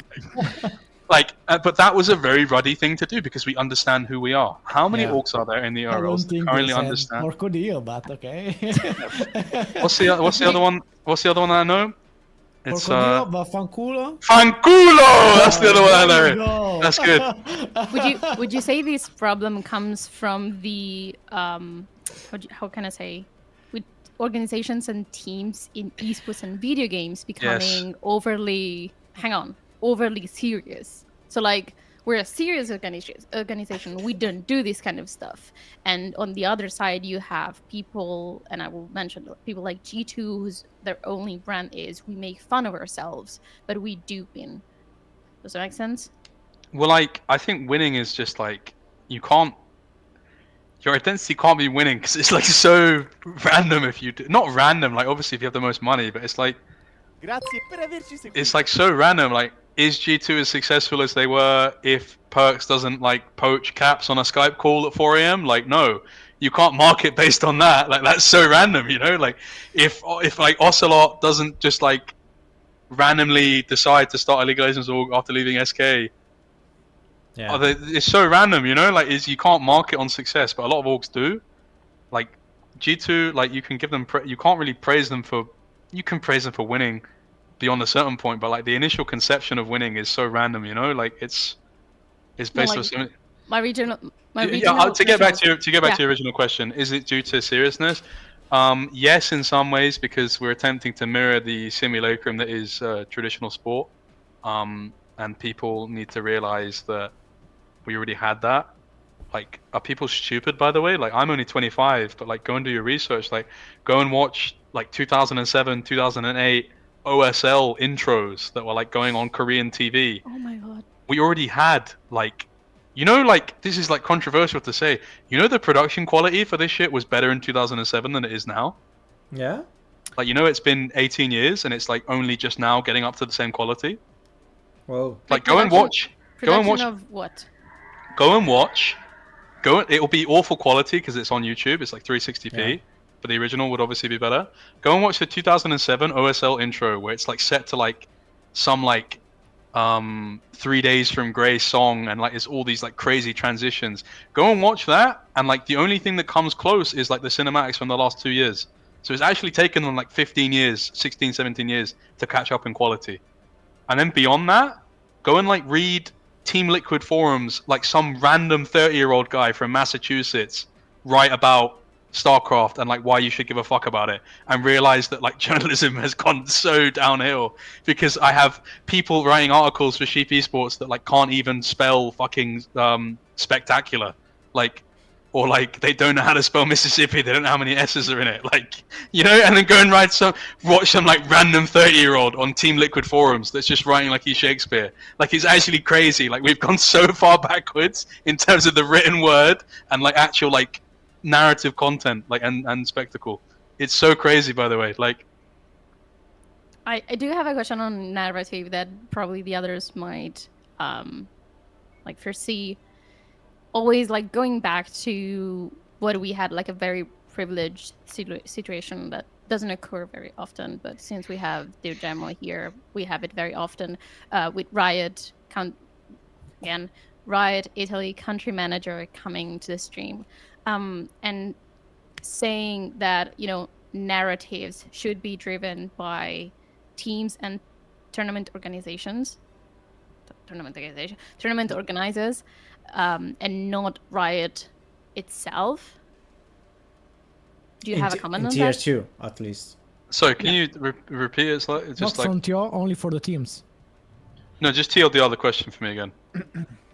So you know how we were talking about narratives, Yeah, and how teams create their own narratives. yeah. According to what Riot here in Italy said, those kind of narratives should be driven by teams and not by Riot itself or tournament organizers. Do I remember that wrong? yeah, I mean, like, it's all like Only it's by like teams. it's like a group Yeah, effort. only by teams. Yeah. Yeah, only by I teams. have always had Neither this. Riot or TO. I've always had this. Well, they said driven. Does that mean to say that they don't have an involvement in it? Yes, Yeah. created and driven by teams. So, for example, Well, a the- very the- real example is whatever Riot is doing for Worlds with all the trailers and with all of the posts and with all of the statistics that they bring up between two players, that shouldn't exist and that shouldn't be done by Riot or tournament organizers in ERLs. So there's two things on this. When you say created and driven, I'd have to hear the. Well, I wouldn't understand it because it's probably in Italian. But when you say created and driven, that to me does not necessarily mean that they won't be involved in the process. It just means they don't want to be involved in the initial process. Because it could be the case that it's like creative and driven by teams, but then upheld and like spread around by Riot. Like, that's a liberal interpretation, but you have to give benefit of the doubt. I don't have the full quote. But I will say, quite often, I've always felt in meetings with Riot and NLC that it is this almost pseudo tug of war that is going on, where it's like, well, you guys need to do this, and it's like, well, no, you need to do this. But it's like, guys, why don't we just both start pulling in the right direction, in the same direction? Like, Because nobody There's- has the funds. no, but like very consistently, do you notice how it's very much a thing of like whenever Riot, you have one side party, so it could be like TO and fans, or fans and or TO and Riot, or Riot and like, do you know, on either side of it, it always becomes this thing of like, well, you guys need to do this. Well, yeah, but you guys need to do this. It's like, why doesn't everyone just do their own part and then sure, like, do you know what I mean? Like, why does it need to be this like inherent tug of war or whatever? And the inherent interpretation of what I'm saying is, well, the fans might be doing what they should be doing. Well, then that's great. If you make it, the thing for me that I always had as an attitude was that we were always going to do the content that we needed to do and do all the work that we required, because then, just from an egotistical perspective for me, it was a thing of like, you can't tell me that I'm not doing what I'm meant to be doing. That you're the motherfucker in the group project that's not doing the work, and it's clear to everyone because everyone else has done the work, you know, like.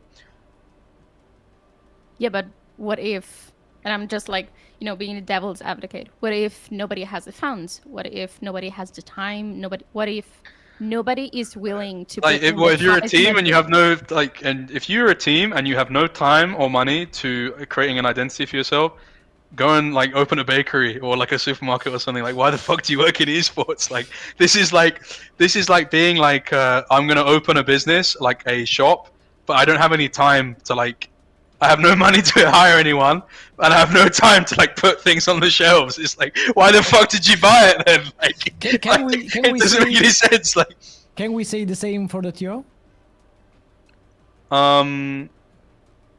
No, because TO is interesting, because TOs have intrinsic motivation for taking that job on. It's actually really dangerous, TO, because it's like you have an intrinsic motivation to get involved in that, especially, and this is the thing where it comes in with Riot, if TOs are left unchecked to do bad jobs, you create even more bad faith actors, because you incentivize a system whereby people can just turn up, do the bare minimum, and receive money. Yeah. In theory. I have a tough one. I'm gonna say it. If in Italy, the community does not have faith in any major tournament organizer that Riot could potentially consider to run their league, should the league like explode, not exist anymore? No, because you need to realize that if they explode the league, they're going to put you in some like Iberian bullshit ERL. Yeah. Oh, we already have that in Valorant.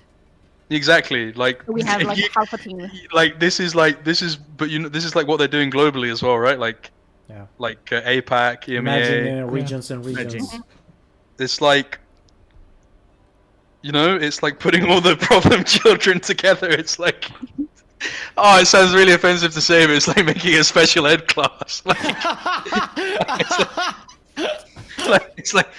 It's like the LFL and LVP, they're in like the gifted and talented class, and then everyone else is just in the special ed class. Like, but that would solve a lot of problems across multiple boards. it solves a lot of problems in terms of like you can just write it off and it becomes one failure rather than 5, but it doesn't actually solve much beyond that. I've asked my questions. It's like when your mum asks We'll you see. to like clean. It's like when your mum asks you to clean your room, and you're like, you just put everything under the bed. You know, like it's like great, I can go outside and play now, but like there's still loads of shit under my bed. Like, But then again, it's not your problem because you're not in charge of the clothes. Does that make sense? no, it doesn't. So Unfortunately, it goes back to what I was saying at the beginning.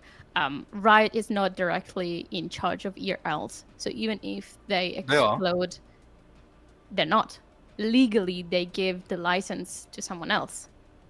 So technically, if we don't want to read through the lines, technically, if a ERL explode or it doesn't go well, well, I they didn't can know that. just Well, no, tell- I did know that, but I hadn't considered They- it in that fashion. they can just say, "Hey, this company was not doing the job that we require them to do. They were not reaching the that is metrics so that they." That is so genius, though. They don't have any. They just give away the license. That's so genius. That's how it works. That's why you had 3 different tournament organizers in 5 years, and that's why it continues to jump from one end to the other. I felt like fucking Chelsea Football Club, mate. It's just like a new manager every week. Like, this is crazy. That's what I was saying before. Like, yes, Riot has a direct responsibility to make sure that ERLs go in the right direction because it's their ecosystem and it actively and proactively sustain their own tier 1 in Europe.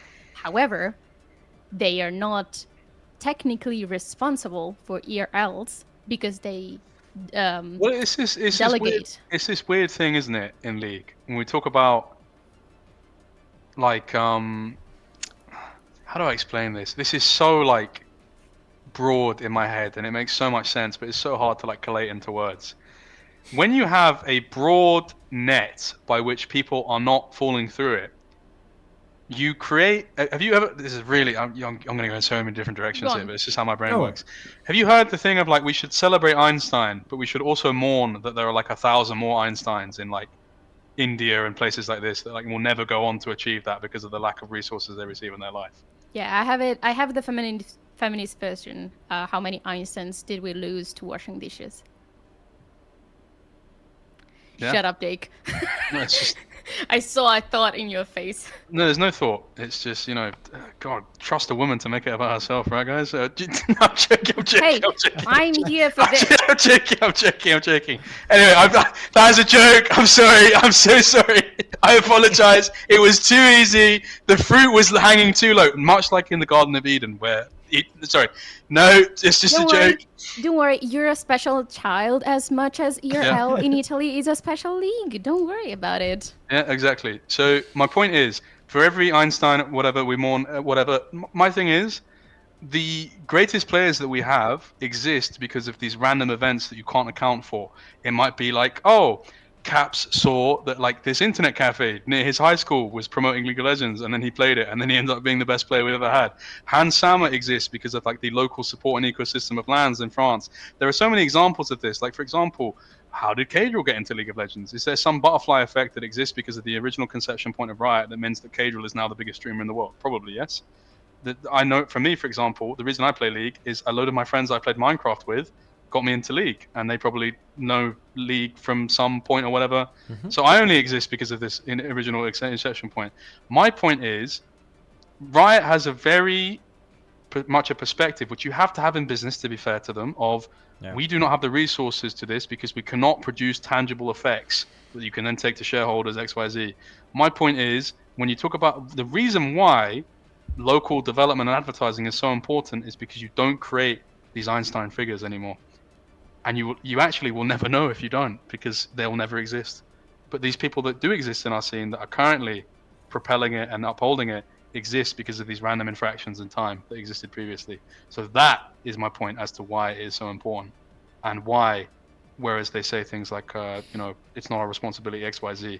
Well, I tell you what, if you could go in history and you say that your responsibility for upholding it in X country is the reason why you got the trade-off of having Cadril, Caps, all these people, you'd fucking do it again, wouldn't you? Like, if I told Riot tomorrow, hey, if you put a little bit of money in Italy, there's going to be this guy, he's like Baby Jizuke, he's going to win Worlds in 2029, you'd fucking put the money in, but you don't know, right?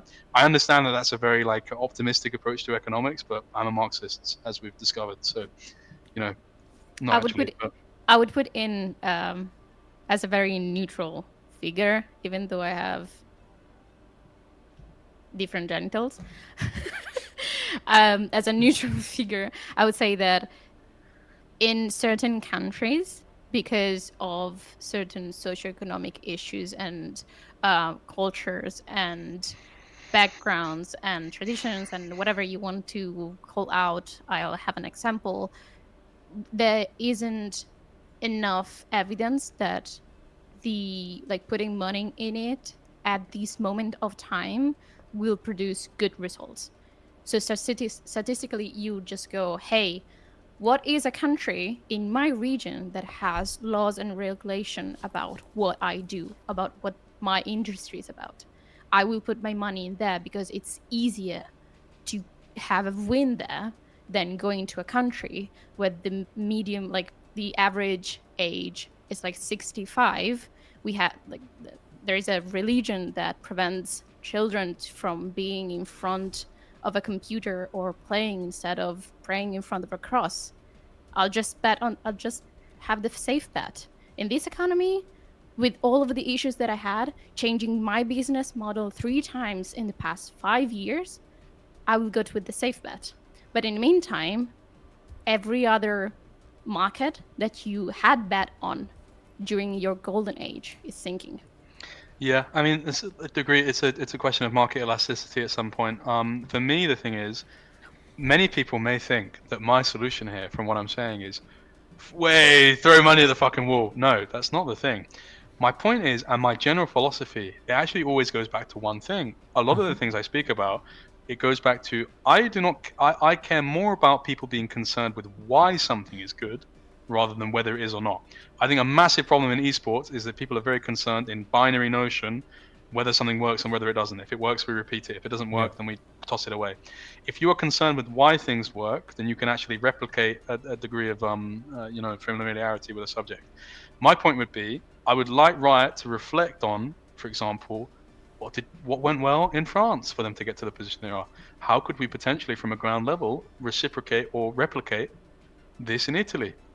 You know, is it a case of we need to get a caster union together that together as an independent body is setting up local events and whatnot? Like maybe that's not the solution, but that's what they did in France, right? The idea would be, how do we, in a way that doesn't cost that much money or is lower on the end, rather than just being like, we need to give $100,000 a year to the TO and then that's what's going to no, because if you don't know, like, if you give me 200,000 tomorrow, 80,000 of it is going on kebabs, because that's the economic situation that I live in and I understand. If you give poor people money a lot of the time, because like this is something that exists in economics. If you look at like studies in regards to like giving money, like lottery money, to people that come from low socioeconomic backgrounds, a lot of the time they don't develop the skills that like rich people inherently have in terms of like wealth generation and preservation. So they don't stretch their money as far. If you give a load of money to a struggling ERL right now, they haven't showed any ability to stretch the money previously, so it's not going to change by giving them a lot of money. Okay. So my thing is, you have to change an approach in tact, but the difference is it's a case of time versus money.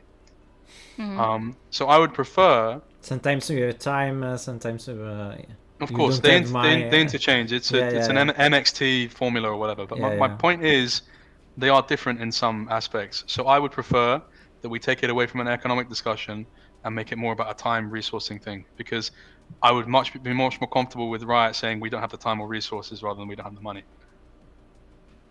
But they are connected. Sorry, I'll stop speaking because I want others to ask a question and be part of the conversation. Don't worry, but- you're free to go. No. But I was just saying, you get paid because of your time. Your job, you do not get paid for the job you do. You get paid for the time that you put into your job. Yeah. So even if, and I agree The time with you, and the responsibility. So again, I'm just being like the devil's advocate or whatever.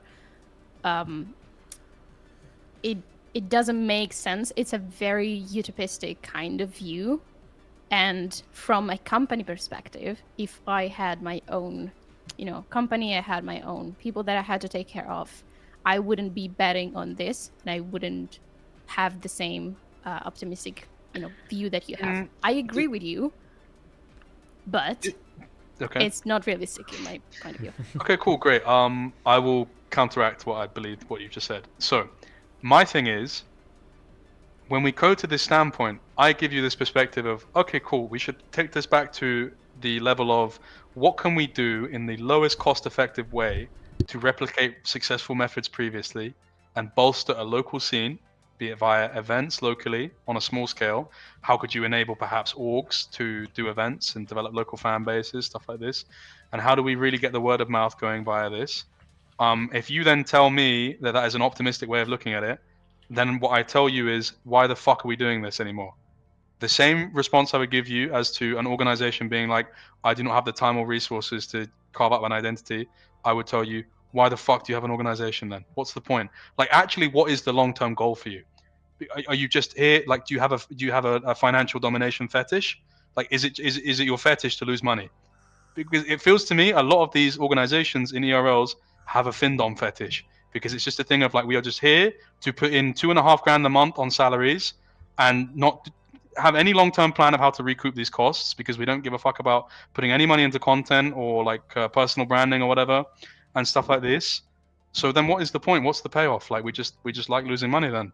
Like, Yes, it's the same thing as the TO thing we just told me. It's like, oh, like we don't have things or whatever. It's just like, why the fuck are you doing it then? Like, what's the point? Like, what? Like, just give up. Like, do you know what I mean? Like, just give up. Like, it depends on the specific answer, but I have two general views. One is, you have a passion for gaming, and thus you push through it, and like, despite you not having a lot of money, you're having to cut every single split, you have to cut players and get new ones that will ask probably less than what you're already paying your players. And then you move on and you go forward with the same logo you had 15 years ago, with the same graphic that you have 15 years ago, zero social media presence, etc. Because you want to do it, because you want to be part of this industry. Or you were someone that wanted to get into gaming and into esports in 2015, didn't have the resource or didn't have a plan on how to do it, and you missed the golden, quote unquote, golden era. Now you're in it, but you're losing money, and you don't know why you're losing money, and you're blaming someone else. And in a couple of years, your organization will sell your spot to someone else because you had to do again. You had to gain. You know who I'm talking about. You have to gain that money that you had spent because you were in this industry to make That does, money. like, to me, it is quite funny because that does, and not to accuse Riot of a scam, but like for the purposes of a joke, it is quite funny to accuse them of it. But I will say that I'm joking. That is like the principal scam of the ERLs. No, that is essentially this thing of like, I saw it in the NLC, for example. You have like org like walking out of the revolving door, like, oh my god, I just lost 50k. Like, this is so awful. Why did I put 2 of my years of my time into this? We didn't get anything. And then on the other side of the revolving door, you have new org coming in, optimistic, like, we're gonna change esports, 50k in the bank. Like, they're just like, and it's this constant thing of like cycling in and out. That's why I'm saying that what you proposed before, how we have to keep scamming organizations. No. They will keep scamming themselves because they believe this market is going somewhere where there is an ongoing recession in every single industry in the world. So my thing is, where do we stand on this in terms of why? I don't know. It's difficult because, as you pointed out, that I was aware of, but hadn't really put pen to synapse, so to speak. Why does? Well, I guess I've answered my question. Riot doesn't help Macko stay around because it's not their responsibility. Exactly. Wow.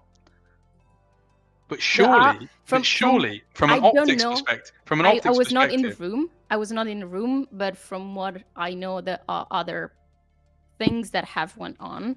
However, that is the sum of it. How much of the Macko situation is public? Because I'm actually not familiar with much of it because I don't speak Italian. Is a monetary issue presumably, or is none of it public? None of it's public. I think it's pretty public. Okay. Yeah. TLD me. It's like a constant problem with the tournament organizer. Like Macko was unsatisfied of the making of the tournament by PG Sports and Lit. So Devil's advocate here, and love to the guy who is the owner of Macko. Not just because I'm afraid of him, because of his appearance and whatnot. Not just because I think he's going to turn up to my house with a pit bull, and he's going to take his chain off and start beating me with it. With 5 supermodels behind him as well. So in some ways, he's beating me up, but I'm also aroused in some ways. It's quite confusing almost. Anyway, so I digress. Is that not a slight throwing the toys out of the pram response? Because if you had disagreements with the TO, for you to pull out in the way that you did so abruptly is kind of, to me, it seems short-sighted, but I lack the context to comment. But with the context you provided me there, maybe I'm missing something, but it seems like a little bit of a throwing the toys out of the pram reaction. I don't have the full context, but from what you just said and from what we were saying right now, it's a very conscious decision from a imprenditorial point of view. Does that make sense? You'd have to explain that word to me. I'm not that smart. So yeah. So like, the owner of Macko, the one that you have rouse kind of feelings towards. His a very, from my perspective, I'm very ignorant on the matter, but from my perspective, it has a very precise view on how to run a company and how to run a business. Despite all the passion that every single player and all of the talent that they have cultivated and found over the years, there is a certain point where you have to say, I can no longer put up with all of the things that the organization around me and the management around me that are not up to me, like, put me through, and I have to say stop. Yeah, I think this conversation becomes redundant because it's like we don't know what the straw that broke the camel's back was, right? In any case, I don't know, it's just sad to see, because to see Desire and Macko leave, it is kind of a thing of like, from my POV, and I can't speak to them, I'd love to speak to them about it and what made it, because it's like, these are your 2 guys that you can't afford to lose, and they're basically your entire league. Yeah. And like, there's a certain point it becomes kind of weird, where it's like, it's the thing of NLC a year ago, it's like it sounds it's really shitty to say, but I don't mind saying it. Like, it's like a thing of like I felt a lot of the times in my conversations with NLCTO, it was a thing internally where I was like, you guys can't afford to lose us. Like, if Ruddy leaves NLC right now, you've got no fucking teams with any personality. But the other side of the actually conversation, way more the case for Macko and Desire, because commercially these are way more successful orgs than even us. but in your Yeah, for case, sure. the other side of the conversation. Thanks for agreeing with that. That makes me feel really good. This guy was like, yeah, they're way more financially successful than you. But on the in your case, the other side of the conversation, so the other person that you had in front of you recognized, listened, and said, okay, maybe we have to think it through. And maybe that's the case that happened, because it's not the first time, in my knowledge, it's not the first time that teams of the Italian league went to the tournament organizer and said, hey, we need to change things. So if that it can be quite again and difficult. again. I'm very aware acutely of most of the interactions I have on a business level in regards to talking to other NLC team owners or even talking to the TO. I'm very aware that they must think I'm a complete dickhead because I'm telling them that they're bad at their job consistently and how I think that I would be better at it and stuff like this. It's not actually what I'm saying, but I'm inferring it a lot of the time, which is not. But that's my role. My role is to be a dickhead in most of my life. In what I do in the League of Legends scene, my role is to be a dickhead. I've understood that on a kind of a Brechtian level in terms of the dramaturgy. That is my role in this play, is to play the dickhead. Everyone The dickhead has is a the role. the dickhead is the new version of the fool. It's sort of a postmodern fool. The dickhead has become the postmodern fool. However, the greater fool in the league. to quote Werner Herzog, the poet must not avert his gaze. He said that in regards to watching Kim Kardashian and stuff like that. Not relevant to the conversation, but it's one of my favorite quotes. In any case, in my conversations with other team owners, quite often what I find is that there's this conversation and dialogue that is occurring whereby I am comfortable to tell them where they are wrong on content or how to market it via a story, because I have currently a track record that is better than theirs in regards to doing that. So that's where I feel as if I can step in. Quite often, it was a thing of the good thing about NLC last year was, or the year before as well, was one of them would say something on a business level, and then we had someone that worked at a Premier League football club doing that job that they're doing, saying, no, that's wrong. And how the fuck are you meant to tell him no? He was working at a Premier League football club. You run a League of Legends Mickey Mouse tournament. You know? Not to say that it is that, but in comparison, these are very different scales in terms of things, right? My problem is, I don't know. I don't speak for the Italian scene. Who is running the teams? What experience do they have? A lot of the times in ERLs, it's just some idiot in his bedroom who set up an organization. Luckily, I have some creative experience and have been blessed with a brain because of my parents. So I know things about things, you know, and I've developed skills.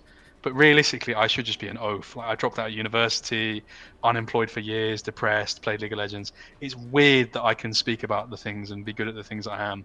It's a statistical anomaly. However, most of the people who own bedroom orgs, or like majority of the people in the ERLs, should be not having the level of experience to where they can actually intervene in conversations and sound like they know what they're doing about in terms of business development, content, or otherwise. But that's why they go on for years, even though they're not playing players. Sorry, say it again? That's why they're in the leagues for years, despite not paying players. And that goes back to what I was saying before.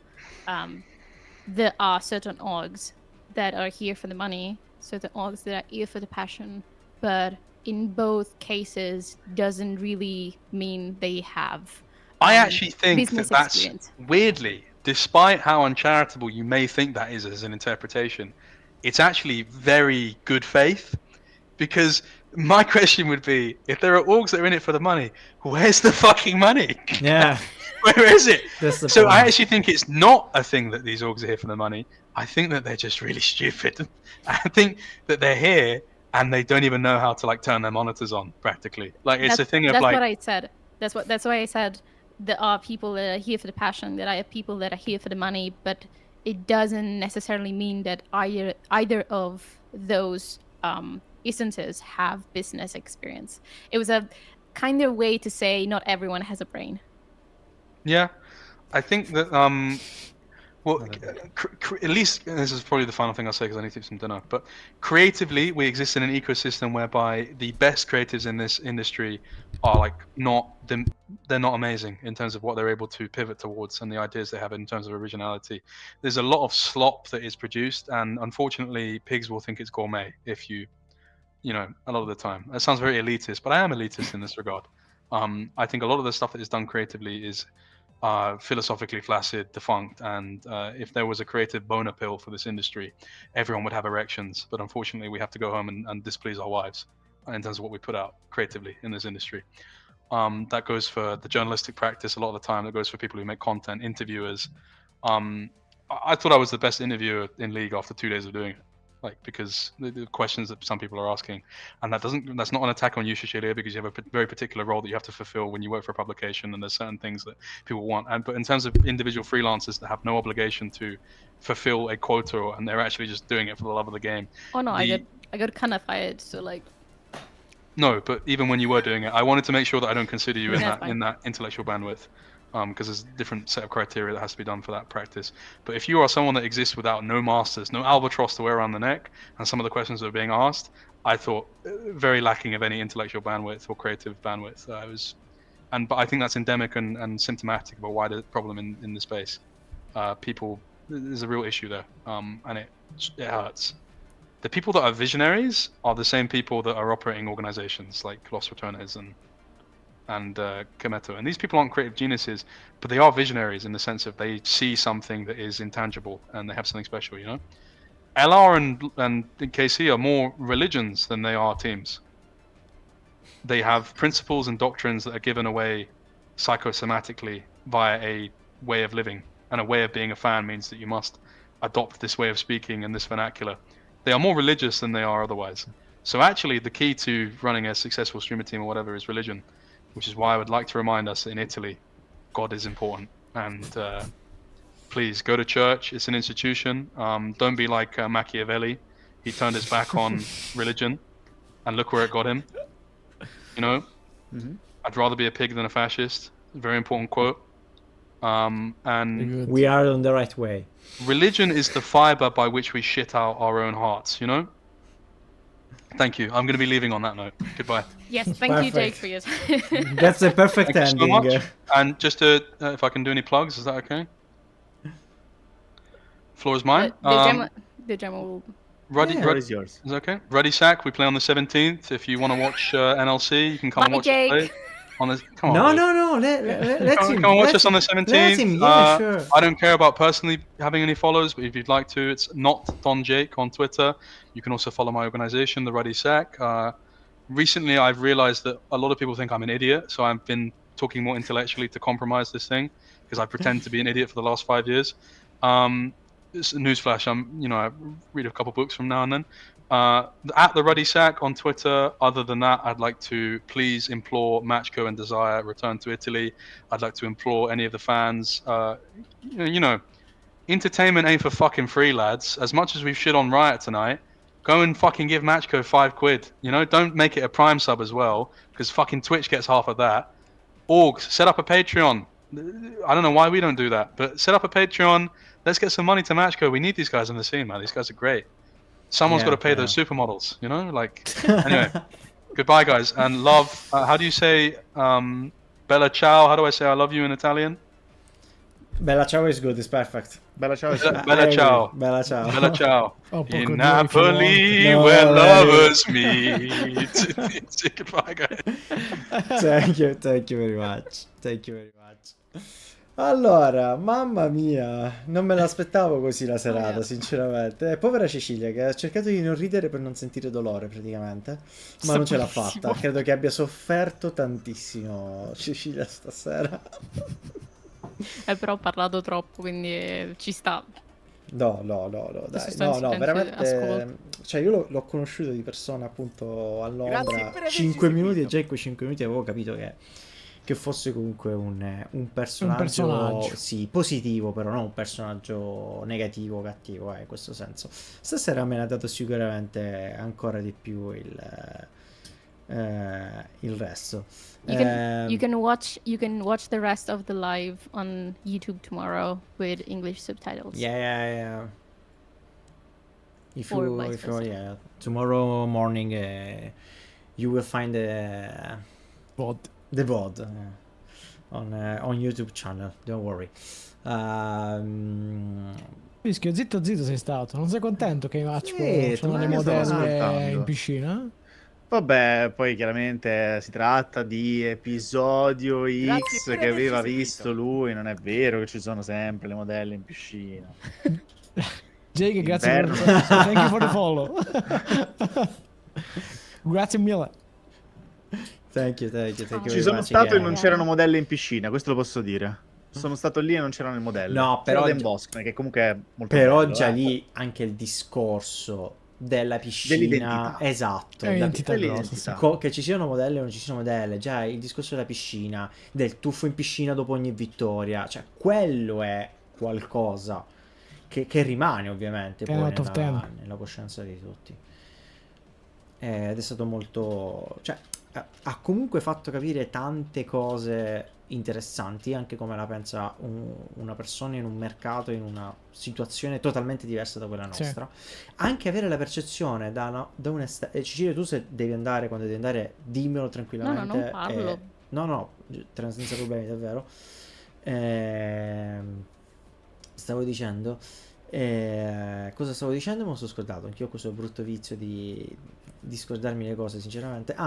Della piscina e quant'altro. Anche la percezione che ci dà uno che è al di fuori dell'It, al di fuori della scena italiana, che però anche dal di fuori ha capito bene cos'è Macko, cioè qual è l'identità Sì. dei Macko, che hanno avuto una percezione ben precisa. Ha nominato i Macko, lo stesso ha detto per i designer, perché anche lui ha una percezione ben precisa di quelli che sono stati e che sono stati, perché i designer tra l'altro adesso non esistono più, esistono i Dynasty, che se avete visto anche su LinkedIn, diversi hanno postato questo nuovo cioè cos'è questa nuova realtà. Io continuo a non capire esattamente cosa faranno, ma è un mio limite, cioè ripeto, è il mio limite.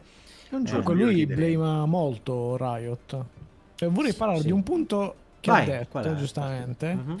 che quando stava parlando dei francesi, cioè la Francia grazie alla community si è costruita e si è fatta per bene, e poi quando Riot ha visto che stava andando bene li ha seguiti, però prima non è che ha fatto granché. No. Cioè questo punto, cioè, Ma secondo me è molto sia la importante. Francia che la Spagna hanno iniziato ad andare bene, sono cresciuti, perché prima di tutto una cosa che in Italia manca e continuiamo a dire è la regolamentazione, l'accesso a sgravi fiscali, l'accesso a incentivi per le aziende digitali, per quelli che fanno digital, tutte queste cose qua che non esistono. Esistono pochissimo per altri fattori. Questo che è stato fatto in Francia, che è stato fatto in Spagna, hanno preso una barcata di soldi le org e i tournament organizer per fare tutto questo discorso qua. Poi è ovvio che una volta che hanno avuto i soldi e hanno fatto qualcosa, si è andati avanti.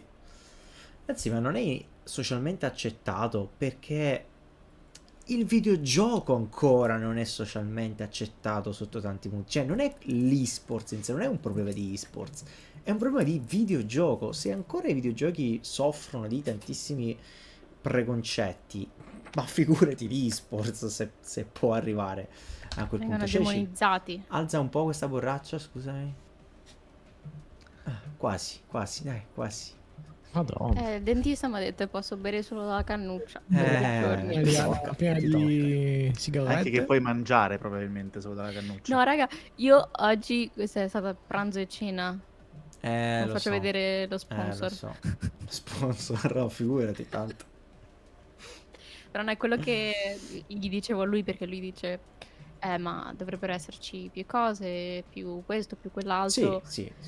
Come azienda, personalmente, per quanto io creda nell'esport e creda nell'Italia, non faccio altri gesti con la mano. Capiamo. Così, ok. Ok. È socialmente accettabile in queste cerchie.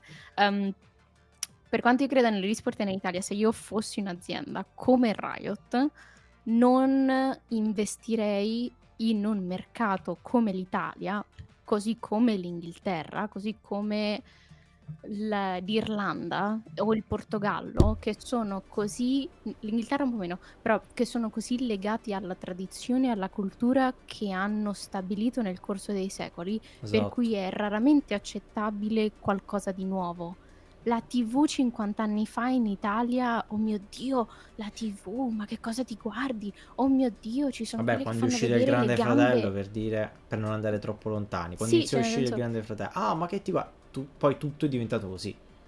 sì, ma il Grande Fratello è trash abbastanza che l'italiano medio ignorante che non ha voglia di accendere il cervello se lo guarda e dice bello.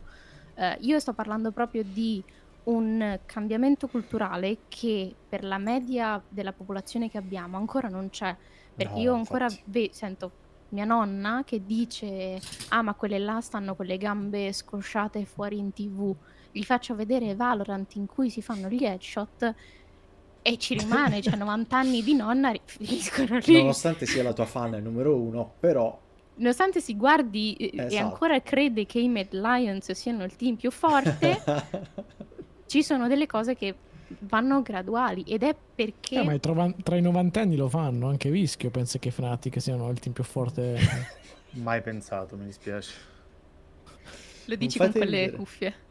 Vabbè, con le cuffie, col braccialetto, con la maglietta, tutto quanto, non è che... Beh, non è che uno deve tifare un team perché pensa che sia il più forte, voglio dire, per anni c'è gente che ha tifato Inter nonostante le prendesse a destra e a sinistra, prima o poi però è arrivato il loro momento.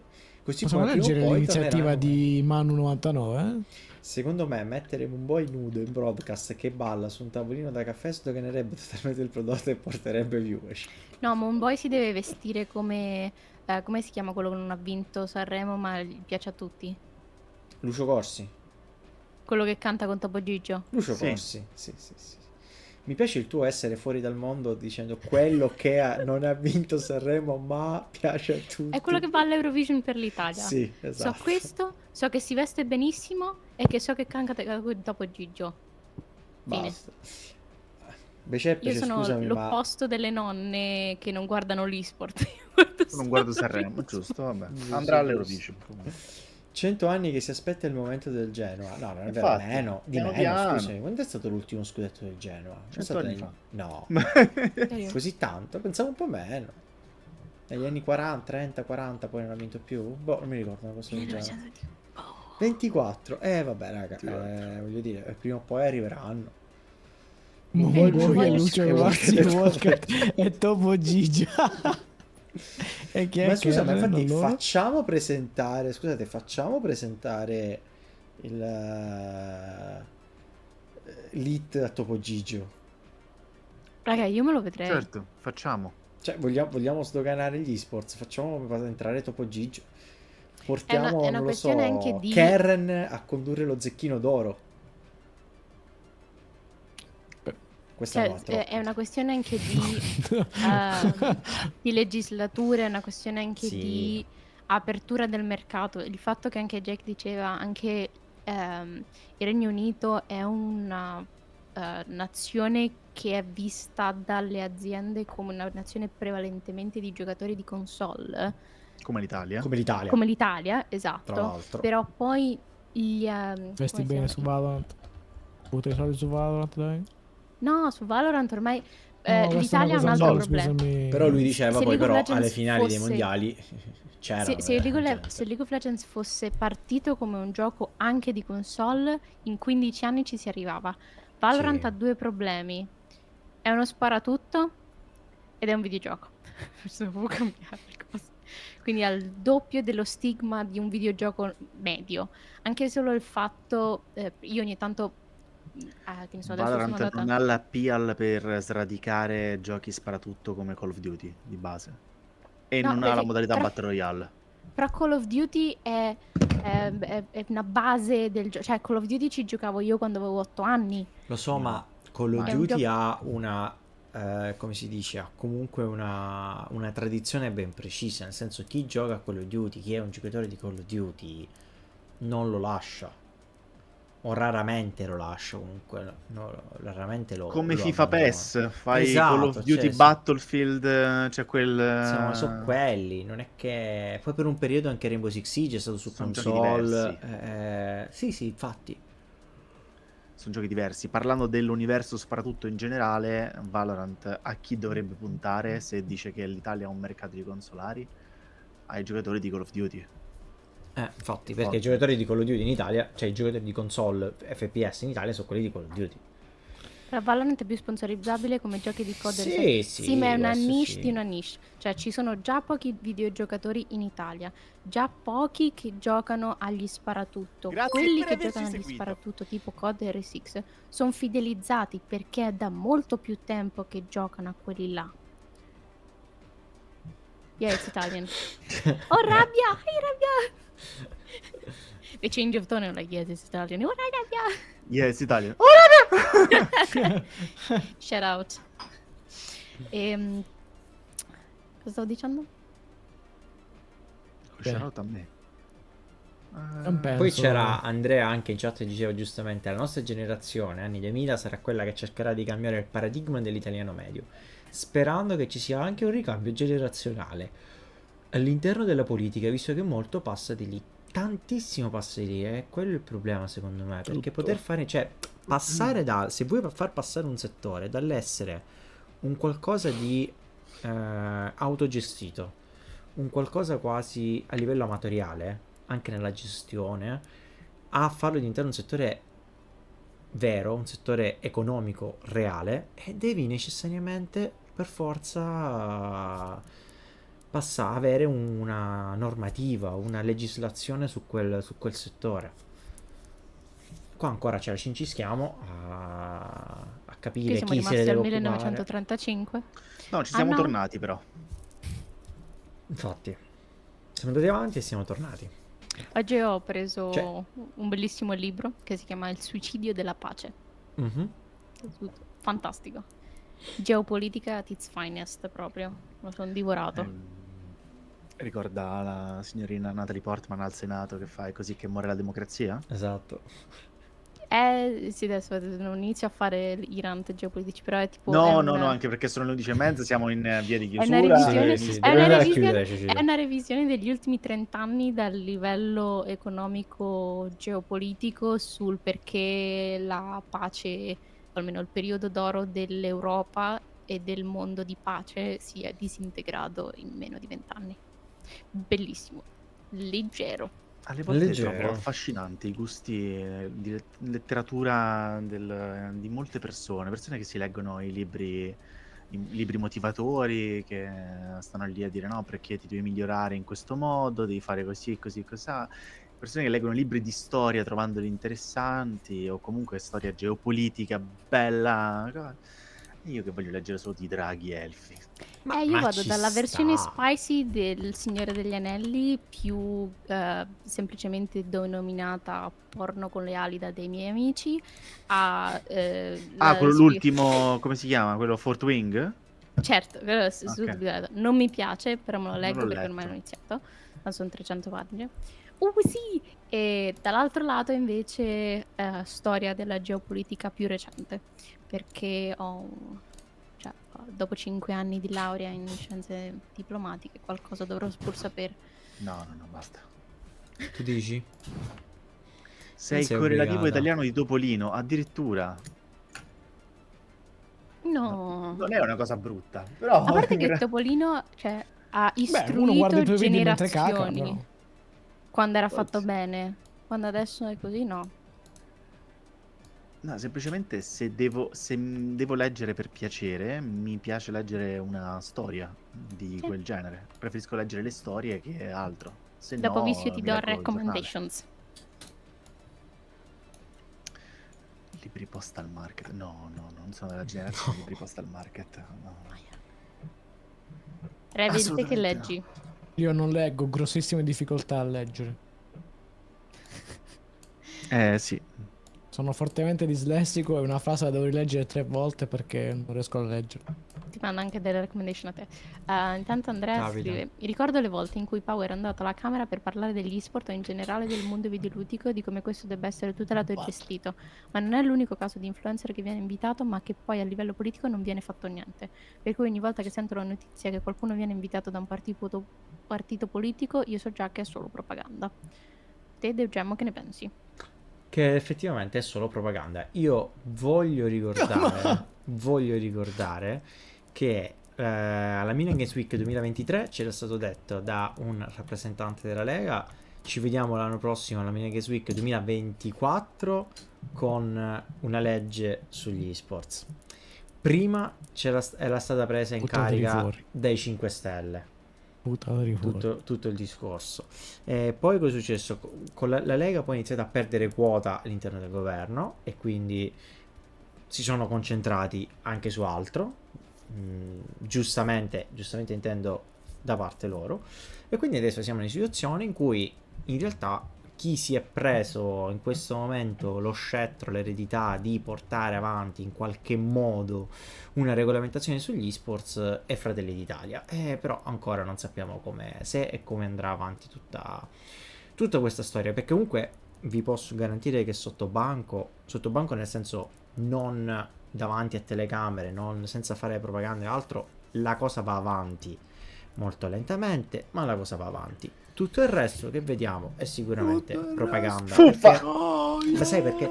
Ma sì, ma perché che provano magari ad avvicinarsi con qualche proclama, con qualche dichiarazione anche al mondo anche Giuseppe Conte, l'ex primo ministro, l'aveva fatto ovviamente questo tipo di discorso, provano ad accaparrarsi un po' di giovani, come per dire sì, parliamo anche noi di esports, così ci portiamo i giovani da questo punto di vista. No, non vogliamo fare arrabbiare nessuno sicuramente, ma è una cosa No, normale. devi fare politica, Andrea. Non è che non vuoi fare politica, devi Questa fare politica. è una cosa Non ci possiamo normalissima. più permettere nel 2025 di non fare politica. Anzi, ma poi anche Macron lo ha fatto, voglio dire. Quando Macron in campagna elettorale si è messo a dire l'esports, grandi l'esports, poi ora comunque ogni tanto qualche post lo fa, perché quando c'è l'annuncio dei mondiali di Rocket League e Fortnite che si faranno in Francia, lui riposta, condivide, dice sono fiero che i mondiali, il videogioco, l'esports, bla bla, si farà in Francia, bla.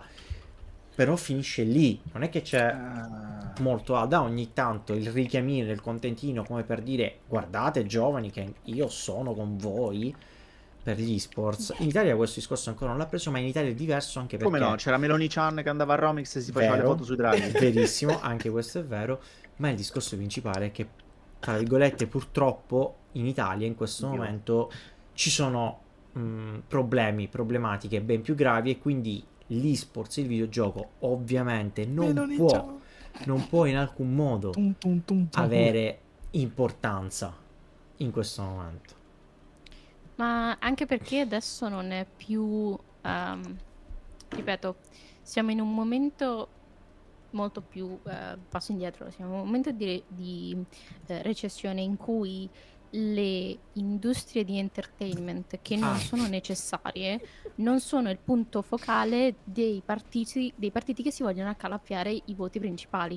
Cioè adesso andranno molto più di moda i decreti sull'agricoltura, sulle aziende del primario e del secondario, e il turismo e la cultura adesso sta andando ancora più a declino. Non prendiamoci in giro, quando il problema a livello quando il problema internazionale sono il rischio di dazi e di costi che vanno a terminare poi sull'utente finale, è ovvio che i videogiochi passano in secondo piano, anche se in realtà, come magari potreste aver sentito sul nostro podcast di informazione Buongiornissimo eSports, che esce ogni martedì e giovedì, potreste aver sentito che ad esempio anche questo arriva sui videogiochi mercoledì e venerdì. Noi registriamo martedì e giovedì, esce mercoledì e venerdì. Grazie Vischio e Revilvage, grazie mille.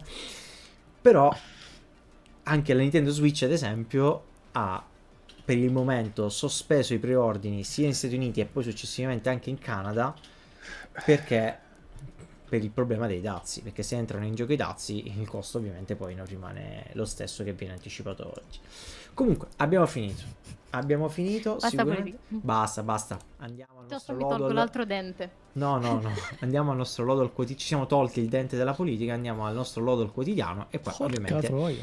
andiamo a salutarci. Aspetta che non vedo niente. Lo dovresti vedere Ok. l'ho Sì, condiviso. Ok, perfetto. Da chi iniziamo? Quale campione è stato nominato stasera? È stato nominato Jisuke, quindi scriveremo Rise. Io direi ecco. Ormai. Ecco, non Rise. Vabbè, anche Rise. No, Poi è il no 2009, il 2009. 2009. Senza mana. Trindamer. Ed è del 2009 Trinda. O Garen. Andiamo. Ah. Fai Garen, fai Garen. Faccio C'è Garen. scritto là Furla. Furia. Furia. Attenzione, Furia, non, Furia. non è Garen. Che è del 2010 Garen? Non è Garen. Superiore. Che è uscito? Che è Renekton? Renekton No, per Renekton forza. l'abbiamo fatto. No, l'abbiamo fatto. Era tipo 2011 forse Renekton. Ha detto per forza. No, non l'abbiamo Poi fatto. non è Renekton perché Renekton ne ha Furia comunque. Infatti. E infatti. Kennen di che anno è? No, è dopo Ken. Secondo me tipo dopo. 2010-2011. È un mutato magicamente comunque. È un mutato magicamente. Nel maschio. Non mi... Mundo? Mundo? Può essere il 2009 Mundo? Se no... Ma Brava, grande Porca Ceci. troia, L'intuizione di fortissimo, ma Ceci. cazzo fa? Perché ho Bravissimo. mutato Vischio e ero tipo... Mundo! C'è chi dice che il mondo finirà in fiamme. Brand. Lì! Questo è Briz. Scusatemi. Non c'è Briz. Non no, penso, c'è. Brand. Oramai è non abbastanza pensa ad vicino. altro. GZ. Oramai Casualità? non pensa ad Capiamo, altro. C'è chi dice che il mondo finirà in fiamme. Ci assomiglia alla voce di Briz, dai, non è male. Allora, Certo. andiamo avanti. Hai sentito solo te? Ce l'ha qua. Questa è la Guarda carica di di Sejuani. Questo è Bristow. Sejuani. Sì, è Sejuani. Assalto artico è questa mossa. Attenzione. La mossa. Salto arti. Assalto La artico. mossa. Ed è là? Questa è la... L'hai visto? Pure il nome. Dove ti si dico. trova questa? Aspetta. La... La Q. Questa è la Per me era doppia. Ah, la Q. È la era. Q, la Q. Ok, non mi Come- ricordavo. come farà Proprio sapere la se io non ho mai sferzata, vai, giocato. permafrost. 15 La anni tua che l'assalto. gioco League of Legends non ho mai giocato Sejuani. Attenzione. Oh, attenzione. Seeded? No. No. Zac. Zac? Zac, sì. No. E Ah, invece invece sì. no, che invece io ho è detto Zac. Malzar perché ovviamente ho pensato La malattia. sì. È virus. Disease. Splash. La splash la lascio a Vischio. Vabbè, questo è facile. Lucian Putzfire. Ecco. Come striscia bene Vischio sotto le skin. Come striscia bene. Dov'è qua? Scusami, scusami Revil, perdonami, te lo dirò guardandoti in faccia. Riot Pattern. Scusami. Non hai bisogno più di strisciare. Scusa. No, io ho una domanda veloce per voi tre. Vai. Visto che giocate da o comunque seguite LOL da tanto, qual è un campione vecchio che non avete mai giocato? Rek'Sai. Revil non può parlare perché parlava di tutti. Io Shaco. Shaco mai giocato? È l'unico campione. L'unico. Ti giuro, Io due. l'unico. Sono due campioni Che non ho soltanto mai non ho giocato. giocato. Rek'Sai e Yumi.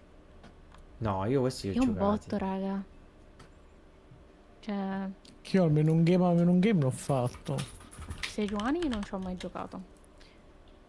Troppe aram Vabbè. per dire non ho giocato questo campione. Poi anche No. Yumi magari l'ho giocata, però non l'ho Io i giocata. maghi non ho mai giocato, quindi Ari. Ambessa? Non Giocata. ci ho mai giocato. Per i No, io non ci campioni ho mai di giocato. Ari. Ah, No, vabbè, guarda, cioè, guarda. recentemente non ho ancora mai giocato né Ambessa né Mel, per dire. Però di Riot. campioni... No, sì. Però l'unico campione che c'è da sempre, per dire, che non ho mai giocato, fino a poco tempo fa, erano Timo e Shaco, perché mi sono sempre rifiutato. Timo. E Timo l'ho giocato solamente in Aram. Shaco invece non l'ho mai, proprio mai, Perché l'unico, non hai ti giocato giuro. Shaco? È divertentissimo. No, non È mi, Cioè, quelli bellissimo. divertenti. non mi dice proprio niente. No. Nidalee mai provata. Dai, Dice- bello. No, io i maghi e in più, come dice Vischio, è una cosa che non direi mai, i personaggi che usano le e-girl per farsi boostare, tipo Gian e Soraka. Ho giocato anche Gian e Soraka. Io ho mai giocato. Ma no, beh, Marco, Timo Forse non in l'ho mai Aram giocato. sarà capitato. Timo non l'avevo mai giocato. Tra l'altro Timo e Shaco non solo non li ho giocati, ma fino a poco tempo fa erano gli unici campioni che io non avevo perché non volevo averli. Madonna. Perché mi hanno sempre fatto antipatia. Non volevo proprio averli. Quindi non li ho Penso mai solo a giocati. Sejuani. Perché sto guardando tutti quanti i campioni. No, Che ovviamente non me ne giocati. ricordo mezzo. E... Mel l'hai giocata?